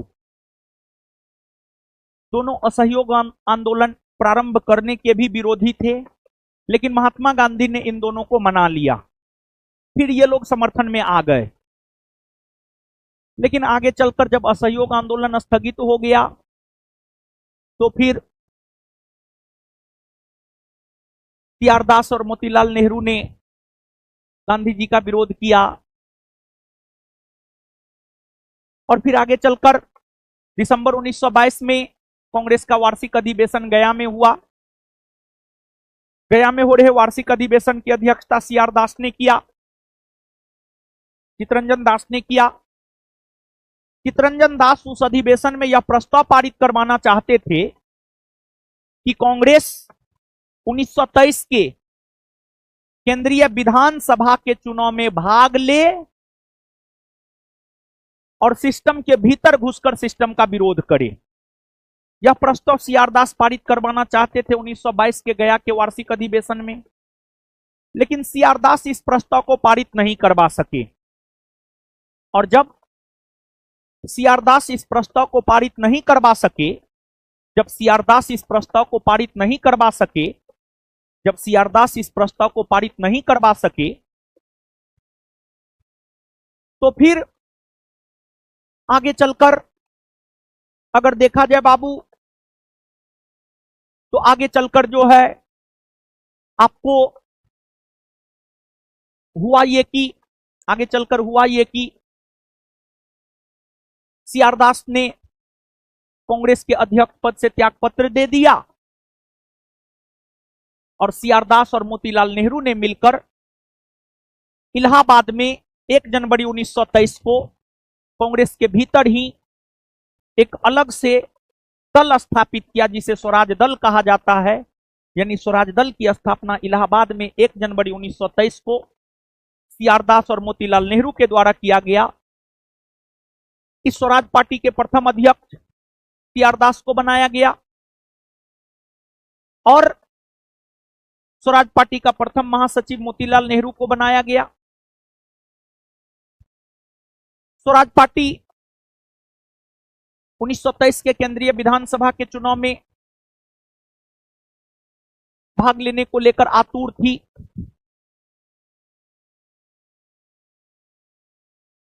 कुछ कांग्रेसी लोग ऐसे थे जो चाहते थे कि चुनाव में भाग ले, और कुछ कांग्रेसी ऐसे थे तो जो चाहते थे चुनाव में भाग ना ले। जो यह चाहते थे चुनाव में भाग ले वो स्वराजवादी या परिवर्तनवादी कहलाया, जैसे सीआर दास, मोतीलाल नेहरू। कुछ कांग्रेसी जो यह चाहते थे नहीं जैसे चल रहा है वैसे चलने दिया जाए, वो अपरिवर्तनवादी कहलाए, जैसे राजेंद्र प्रसाद। अब नौबत ये आ गई थी कि कांग्रेस फिर से बट न जाए, तो कांग्रेस में विभाजन ना हो, इसको लेकर कांग्रेस ने स्वराज दल का समर्थन किया। फिर स्वराज दल 1923 के केंद्रीय विधानसभा के चुनाव में भाग लिया। कुछ सीटों पर, लगभग 42 सीटों पर, 40 प्लस सीट पर जो है स्वराज दल को जीत मिली। कांग्रेस ने समर्थन किया था, और कांग्रेस ने समर्थन किया जिस वजह से कांग्रेस में टूट होने से बच गई। और स्वराज दल से संबंधित ही एक नेता हुआ करते थे, विठल भाई पटेल, जो कि केंद्रीय विधानसभा के अध्यक्ष बनने वाले प्रथम भारतीय हुए। लेकिन स्वराज दल का बहुत ज्यादा दिनों तक महत्व रहा नहीं, क्योंकि स्वराज दल के जो अध्यक्ष सीआर दास थे उनका 1925 ईस्वी में निधन हो गया। और जो सीआर दास है उन्हें इतिहास में देश बंधु के नाम से जाना जाता, देश बंधु चित्तरंजन दास, जो कि सुभाष चंद्र बोस के गुरु भी थे। उनका 1925 में निधन होना स्वराज दल को एक धक्का सा लगा। और सीआर दास की अगर हम लोग बात करें तो उनका मानना था कि स्वतंत्रता किसी एक वर्ग के लिए नहीं होनी चाहिए, बल्कि स्वतंत्रता सभी के लिए होनी चाहिए। स्वतंत्रता किसी एक वर्ग के लिए नहीं होनी चाहिए, बल्कि स्वतंत्रता सभी के लिए होनी चाहिए, ऐसा सीआर दास का मानना था, चित्तरंजन दास का मानना था। सीआर दास, महात्मा गांधी, मोतीलाल नेहरू ने मिलकर एक वक्तव्य जारी किया जिसे गांधी दास पैक्ट भी कहा जाता है, 1924 में। तो अब देखिएगा बाबू, सीआर दास एवं मोतीलाल नेहरू ने कांग्रेस के भीतर स्वराज पार्टी किस उद्देश्य से बनाई थी? राज्य परिषद के चुनाव में भाग लेने हेतु, वही केंद्रीय विधान परिषद के चुनाव में भाग लेने हेतु बनाया था। स्वराज दल की स्थापना किसकी असफलता के बाद हुई? स्वराज दल की स्थापना जो है असहयोग आंदोलन की असफलता के बाद हुई। स्वराज पार्टी का गठन देश की असफलता के बाद हुई, असहयोग आंदोलन। स्वराज दल की स्थापना किसने की थी? चित्तरंजन दास और मोतीलाल नेहरू ने किया था। 1923 में स्वराज पार्टी का गठन किसने किया था? सीआर दास और मोतीलाल नेहरू ने किया था। जहां तक बिहार में स्वराज दल का सवाल है, बिहार में स्वराज दल का गठन डॉक्टर श्री कृष्ण सिंह ने किया था, श्री कृष्ण सिंह। स्वराज दल की स्थापना बिहार में किसने किया था? श्री कृष्ण सिंह ने। वर्ष 1923 में स्वराज पार्टी का गठन एक समूह के रूप में हुआ। इनमें से किस संगठन में से हुआ था? आरएसएस, कांग्रेस, मुस्लिम लीग, स्वतंत्र पार्टी, कांग्रेस के भीतर ही स्वराज दल का गठन हुआ था और कांग्रेसी लोग ही उससे जुड़े थे। स्वराज यानी आजादी, स्वतंत्रता आम लोगों के लिए होना चाहिए, केवल वर्गों के लिए नहीं। कि प्रसिद्ध सूत्र की घोषणा किसने की थी? सीआर दास ने किया था। अब आगे आ जाइए बाबू, साइमन कमीशन। साइमन कमीशन से अब रिलेटेड प्रश्न है, थोड़ा सा साइमन कमीशन को भी हम लोग देख लेते हैं। देखिए बाबू, आप ध्यान दीजिएगा, आपको अगर देखा जाए तो वर्ष 1919 में एक अधिनियम पारित हुआ था जिसे 1919 का भारत शासन अधिनियम कहा जाता है। और जो 1919 का भारत शासन अधिनियम है, अगर इस अधिनियम की बाबू हम लोग बात करें तो इस अधिनियम में यह प्रावधान था कि 10 वर्षों के बाद इस अधिनियम की जांच हेतु एक आयोग गठित किया जाएगा। इस अधिनियम की जांच हेतु एक आयोग गठित किया जाएगा। ये प्रावधान अगर देखा जाए तो ये प्रावधान जो है बाबू आपको 1919 के भारत शासन अधिनियम में था। ये प्रावधान जो है आपको 1919 के भारत शासन अधिनियम में था। 1919 के भारत शासन अधिनियम में था। 1919 का अधिनियम लागू 1921 में हुआ। ऐसे कायदे से इस अधिनियम की जांच हेतु कोई भी आयोग गठित 1929 में होता, लेकिन 1929 से पहले ही साइमन कमीशन आयोग का गठन हो गया। और साइमन कमीशन आयोग के गठन की अगर हम बात करें तो जो साइमन कमीशन आयोग है, साइमन कमीशन आयोग के गठन की अगर हम लोग बात करें तो जो साइमन कमीशन आयोग है, साइमन कमीशन आयोग का गठन, साइमन कमीशन आयोग का गठन जो है लंदन में हुआ है। और लंदन में इसका गठन अगर देखा जाए तो लंदन में इसका गठन जो है 8 नवंबर 1927 को हुआ। 8 नवंबर 1927 को जो है साइमन कमीशन आयोग का गठन हुआ लंदन में। यह एक 7 सदस्यीय आयोग था। यह एक 7 सदस्यीय आयोग था। इसके अध्यक्ष सर जॉन साइमन थे। उसके अलावे इसके जो अन्य सदस्य थे, कैडेगन, लेंथेक्स, बाथम, एटली, बर्नॉन हार्टसॉन, ये सभी अगर देखा जाए, स्ट्रेथकोना, ये सभी अगर देखा जाए तो साइमन कमीशन आयोग के 7 सदस्यों में शामिल थे। तो साइमन कमीशन आयोग में जो 7 सदस्य था, 7 सदस्य की अगर हम लोग बात करें तो उसमें sir John Simon, sir John Simon की अगर हम बात करें तो जो सर जॉन साइमन है ये अध्यक्ष थे। इसके अलावे बाथम हो गया, बाथम के बाद स्ट्रेथकोना हो गया, स्ट्रेथकोना हो गया। फिर जो है आपको इटली हो गया, इटली हो गया। फिर जो है आपको लेंथेक्स हो गया, लेंथेक्स हो गया, लेंथेक्स हो गया। फिर जो है आपको कैडेगन हो गया, फिर जो है आपको कैडेगन हो गया। कैडेगन लिख दिए हैं क्या? नहीं, कैडेगन हो गया। और फिर इसके अलावे जो है बर्नॉन हार्टसॉन, बर्नॉन हार्टसॉन, बर्नॉन हार्टसॉन, ये सभी साइमन कमीशन आयोग के 7 सदस्य थे। इसमें साइमन कमीशन आयोग की अध्यक्षता सर जॉन साइमन किया था। और इसमें 7 के 7 सदस्य अंग्रेज थे, जिस वजह से इसे व्हाइट मैन कमीशन के नाम से भी जाना जाता है। इसमें 7 के 7 सदस्य जो है आपको अंग्रेज थे। यही वजह है कि इसे व्हाइट मैन कमीशन के नाम से भी जाना जाता है। White man commission, white man commission के नाम से भी इसे जाना जाता है। और साइमन कमीशन आयोग की अगर हम लोग बात करें बाबू,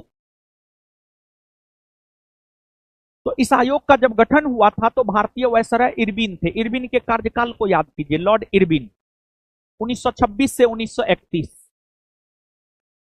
इरविन के समय में ही इसका गठन हुआ था। और इरविन ने ही यह सुझाव दिया था कि एक भी भारतीय को साइमन कमीशन आयोग में शामिल ना किया जाए। और इरविन के सुझाव पर ही साइमन कमीशन आयोग में एक भी भारतीय सदस्य को शामिल नहीं किया गया।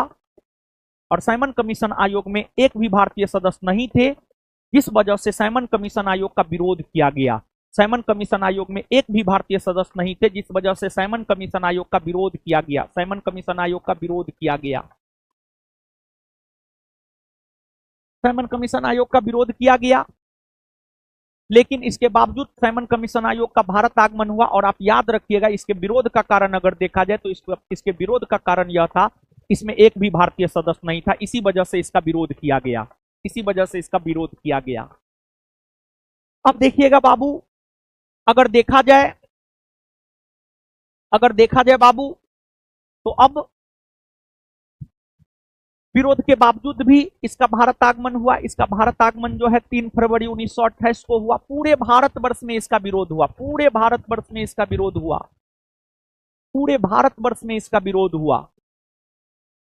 लेकिन इसके बावजूद 3 फरवरी 1928 को साइमन कमीशन आयोग का भारत आगमन हुआ। और साइमन कमीशन आयोग सर्वप्रथम मुंबई पहुंची। साइमन कमीशन आयोग के भारत पहुंचते ही नारे लगाए गए, Simon go back, Simon go back, Simon वापस जाओ, साइमन वापस जाओ। यह नारा यूसुफ मेहर अली के द्वारा दिया गया था। यूसुफ मेहर अली, यूसुफ मेहर अली के द्वारा यह नारा दिया गया था। लेकिन इस नारा को लोकप्रिय बनाया था लाला लाजपत राय। लाला लाजपत राय जो है इस नारा को लोकप्रिय बनाया था। और साइमन कमीशन आयोग के विरोध का सबसे प्रमुख केंद्र बना था लाहौर, और लाहौर में साइमन कमीशन आयोग के विरोध का नेतृत्व लाला लाजपत राय कर रहे थे, जिस वजह से लाला लाजपत राय के ऊपर लाठीचार्ज हुआ, और उस लाठीचार्ज में लाला लाजपत राय बुरी तरह घायल हुए। और फिर लाला लाजपत राय का निधन अगर देखा जाए तो लाला लाजपत राय का निधन जो है आपको 17 नवंबर 1928 की अगर हम बात करें तो 17 नवंबर 1928 को लाला लाजपत राय का निधन हो गया। 17 नवंबर 1928 की अगर हम बात करें तो 17 नवंबर 1928 को जो है लाला लाजपत राय का निधन हो गया। लाला लाजपत राय का निधन हो गया। लाला लाजपत राय का निधन हो गया 17 नवंबर 1928 को। और जब 17 नवंबर 1928 को लाला लाजपत राय का निधन हो गया तो लाला लाजपत राय के निधन पर महात्मा गांधी ने कहा था, लाला लाजपत राय के निधन पर अगर देखा जाए तो महात्मा गांधी ने कहा था, क्या कहा था महात्मा गांधी, ध्यान से सुनिएगा। महात्मा गांधी ने कहा था भारतीय सौर मंडल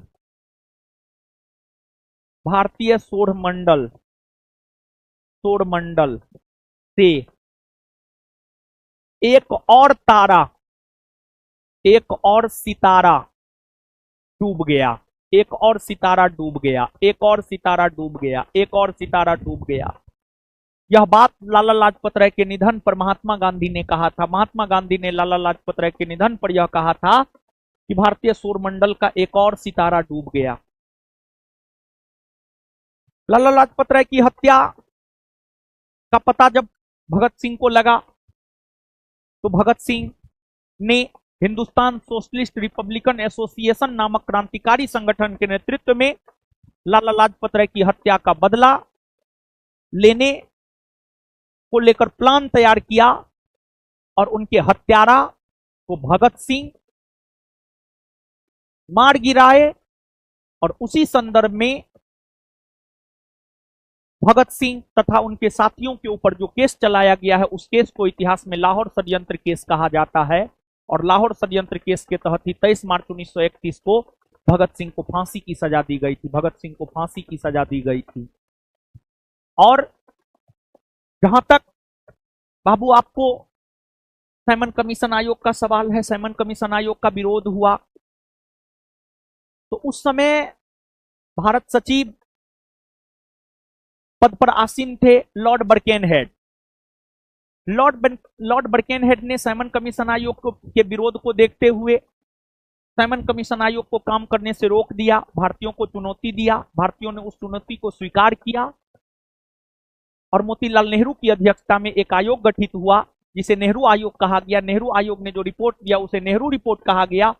लेकिन नेहरू रिपोर्ट को लेकर कांग्रेस और मुस्लिम लीग एकजुट नहीं हो पाए, जिस वजह से फिर से साइमन कमीशन आयोग को काम करने का आदेश दिया गया और फिर से साइमन कमीशन आयोग काम करना शुरू किया। और साइमन कमीशन आयोग ने फाइनली अपना रिपोर्ट वर्ष 1930 में दिया।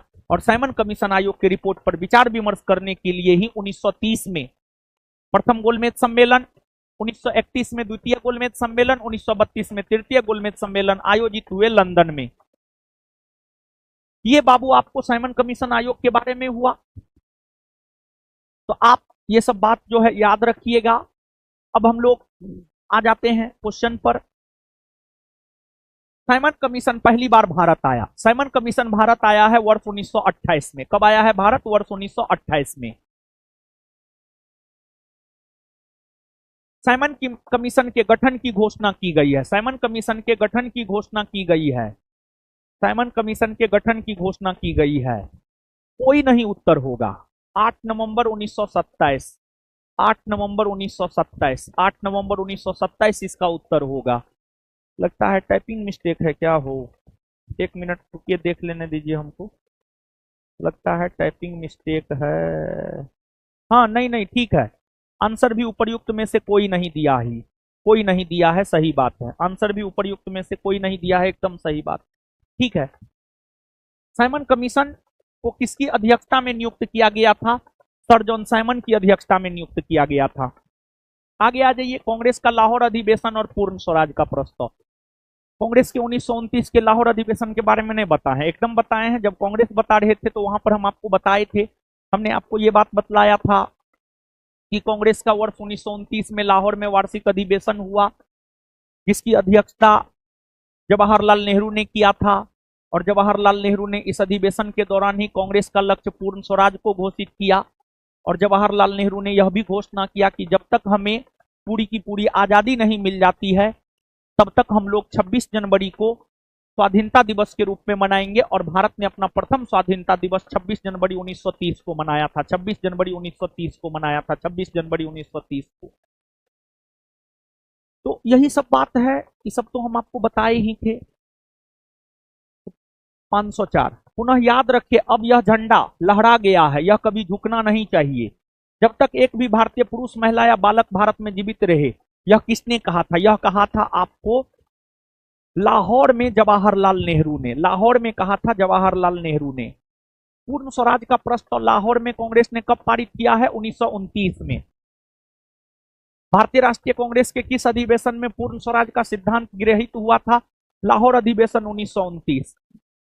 भारतीय राष्ट्रीय कांग्रेस ने किस सत्र में पूर्ण स्वाधीनता का प्रस्ताव पारित किया था? 1929 लाहौर।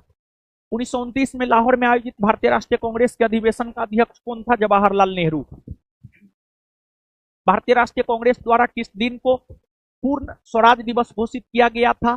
26 जनवरी 1930। वर्ष 1929 में लाहौर में आयोजित भारतीय राष्ट्रीय कांग्रेस के अधिवेशन का अध्यक्ष कौन था? जवाहरलाल नेहरू।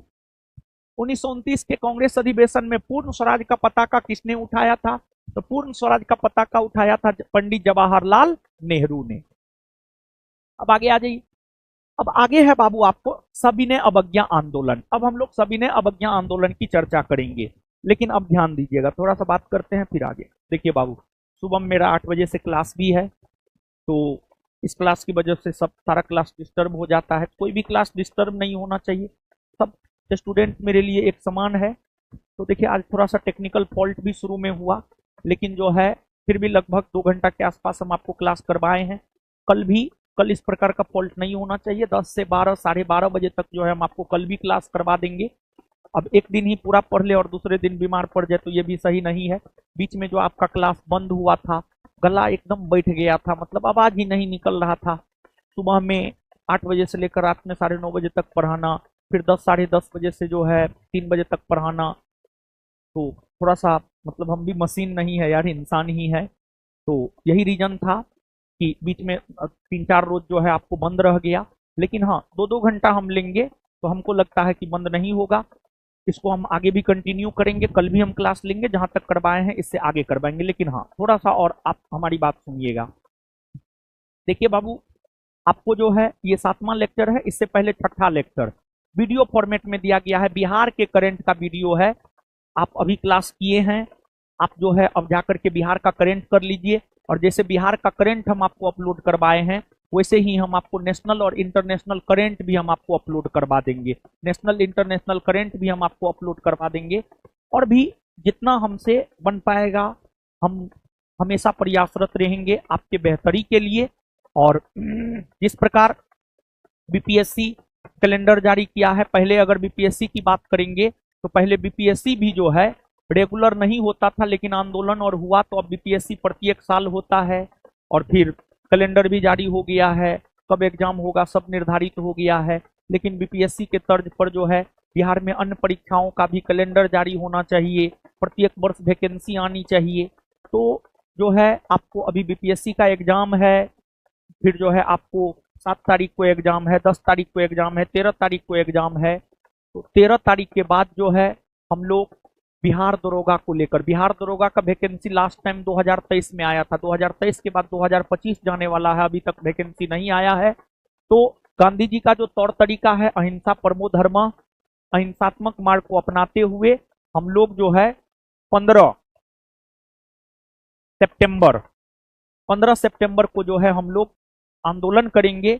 और आंदोलन की मुख्य मांग यही होंगी कि बिहार दरोगा का वैकेंसी दिया जाए, उसके लिए भी एक कैलेंडर जारी किया जाए, परीक्षा साफ सुथरा हो। तो हम चाहेंगे कि आप सब लोग जो है संवैधानिक तरीका से इस आंदोलन को समर्थन दीजिए और इस चीज को फैलाइए। और देखिए जैसे कि TRE 4 होने वाला था, लेकिन आंदोलन हुआ और TRE 4 से पहले स्टेट लिया जाना चाहिए, उसको लेकर आंदोलन हुआ। और देखिए अभी जो है सरकार चुनावी मोड में जाने वाला है, अभी आपकी हर बात मानी जाएगी और लाखों की संख्या में बिहार दरोगा की तैयारी जो है छात्र करते हैं। तो 15 सितंबर को जो है हम लोग भी अपने वैकेंसी को पाने के लिए जो है रोड पर उतरेंगे संवैधानिक तरीका से। और देखिए बाबू, सब कुछ आपका है, सब कुछ आपको करना है। वैकेंसी आपको भी चाहिए, वैकेंसी हमको भी चाहिए। बिना वैकेंसी का कोई मतलब नहीं रह जाता है। पिछले लगभग 2 साल से विद्यार्थी तैयारी कर रहा है, तो सब लोग एकजुट होकर के, हम आप सब लोग एकजुट होकर के जो है 15 सितंबर को बिहार दरोगा की बहाली को लेकर जो है हम लोग आंदोलन करेंगे। और नीतीश जी जो कि बिहार के मुखिया है, छात्र आंदोलन से उभरे हैं, तो निश्चित तौर पर छात्र हित में तो काम किए ही हैं और आगे भी काम करेंगे। और नीतीश जी से तो हम लोग यही रिक्वेस्ट करेंगे कि जितना जल्दी से जल्दी बहाली दे दिया जाए, और अगर आप नहीं दीजिएगा तो फिर हम लोग भी आंदोलन करेंगे और संवैधानिक तरीका से हम लोग आंदोलन करेंगे, समझ गए ना। और वैकेंसी लेना है, ये हम लोगों का हक है, ये भीख थोड़े है यार, ये हक है हम लोगों का। और देखिए नीतीश जी ने बोला भी था कि जब 21,391 बिहार पुलिस वालों को नियुक्ति पत्र दिया जा रहा था, तो उस दौरान जो है DGP साहब ने बोला था, नीतीश जी ने भी बोला था। तो अब बोल करके जो है नहीं नोटिफिकेशन आ रहा है, विद्यार्थी में भी एक मायूसी का माहौल बन गया है। तो हम तो यही चाहेंगे BPSSC बोर्ड से, सामान्य प्रशासन विभाग से और नीतीश जी से कि जो है वैकेंसी हम लोग को दे दीजिए। हाथ जोड़ करके हम लोग विनती कर रहे हैं, हम लोग अपना अधिकार मांग रहे हैं, हम लोग भीख नहीं मांग रहे हैं। जैसे आप इलेक्शन में आते हैं, हाथ जोड़ते हैं जनता के सामने और आप मत मांगते हैं, उसी प्रकार से हम लोग भी जो है आपसे वैकेंसी मांग रहे हैं, ये हमारा अधिकार है। तो सब लोग जो है एकजुट होकर के हम लोग संवैधानिक तरीका से करेंगे। और अभी से जो है सब लोग, आप लोग तैयार हो जाइए और परीक्षा डिस्टर्ब ना हो, क्योंकि आगे में परीक्षा है। तो चलिए ठीक है, मिलते हैं, विदा लेते हैं, कल पुनः 10 बजे मिलते हैं। धन्यवाद आप सभी लोगों का।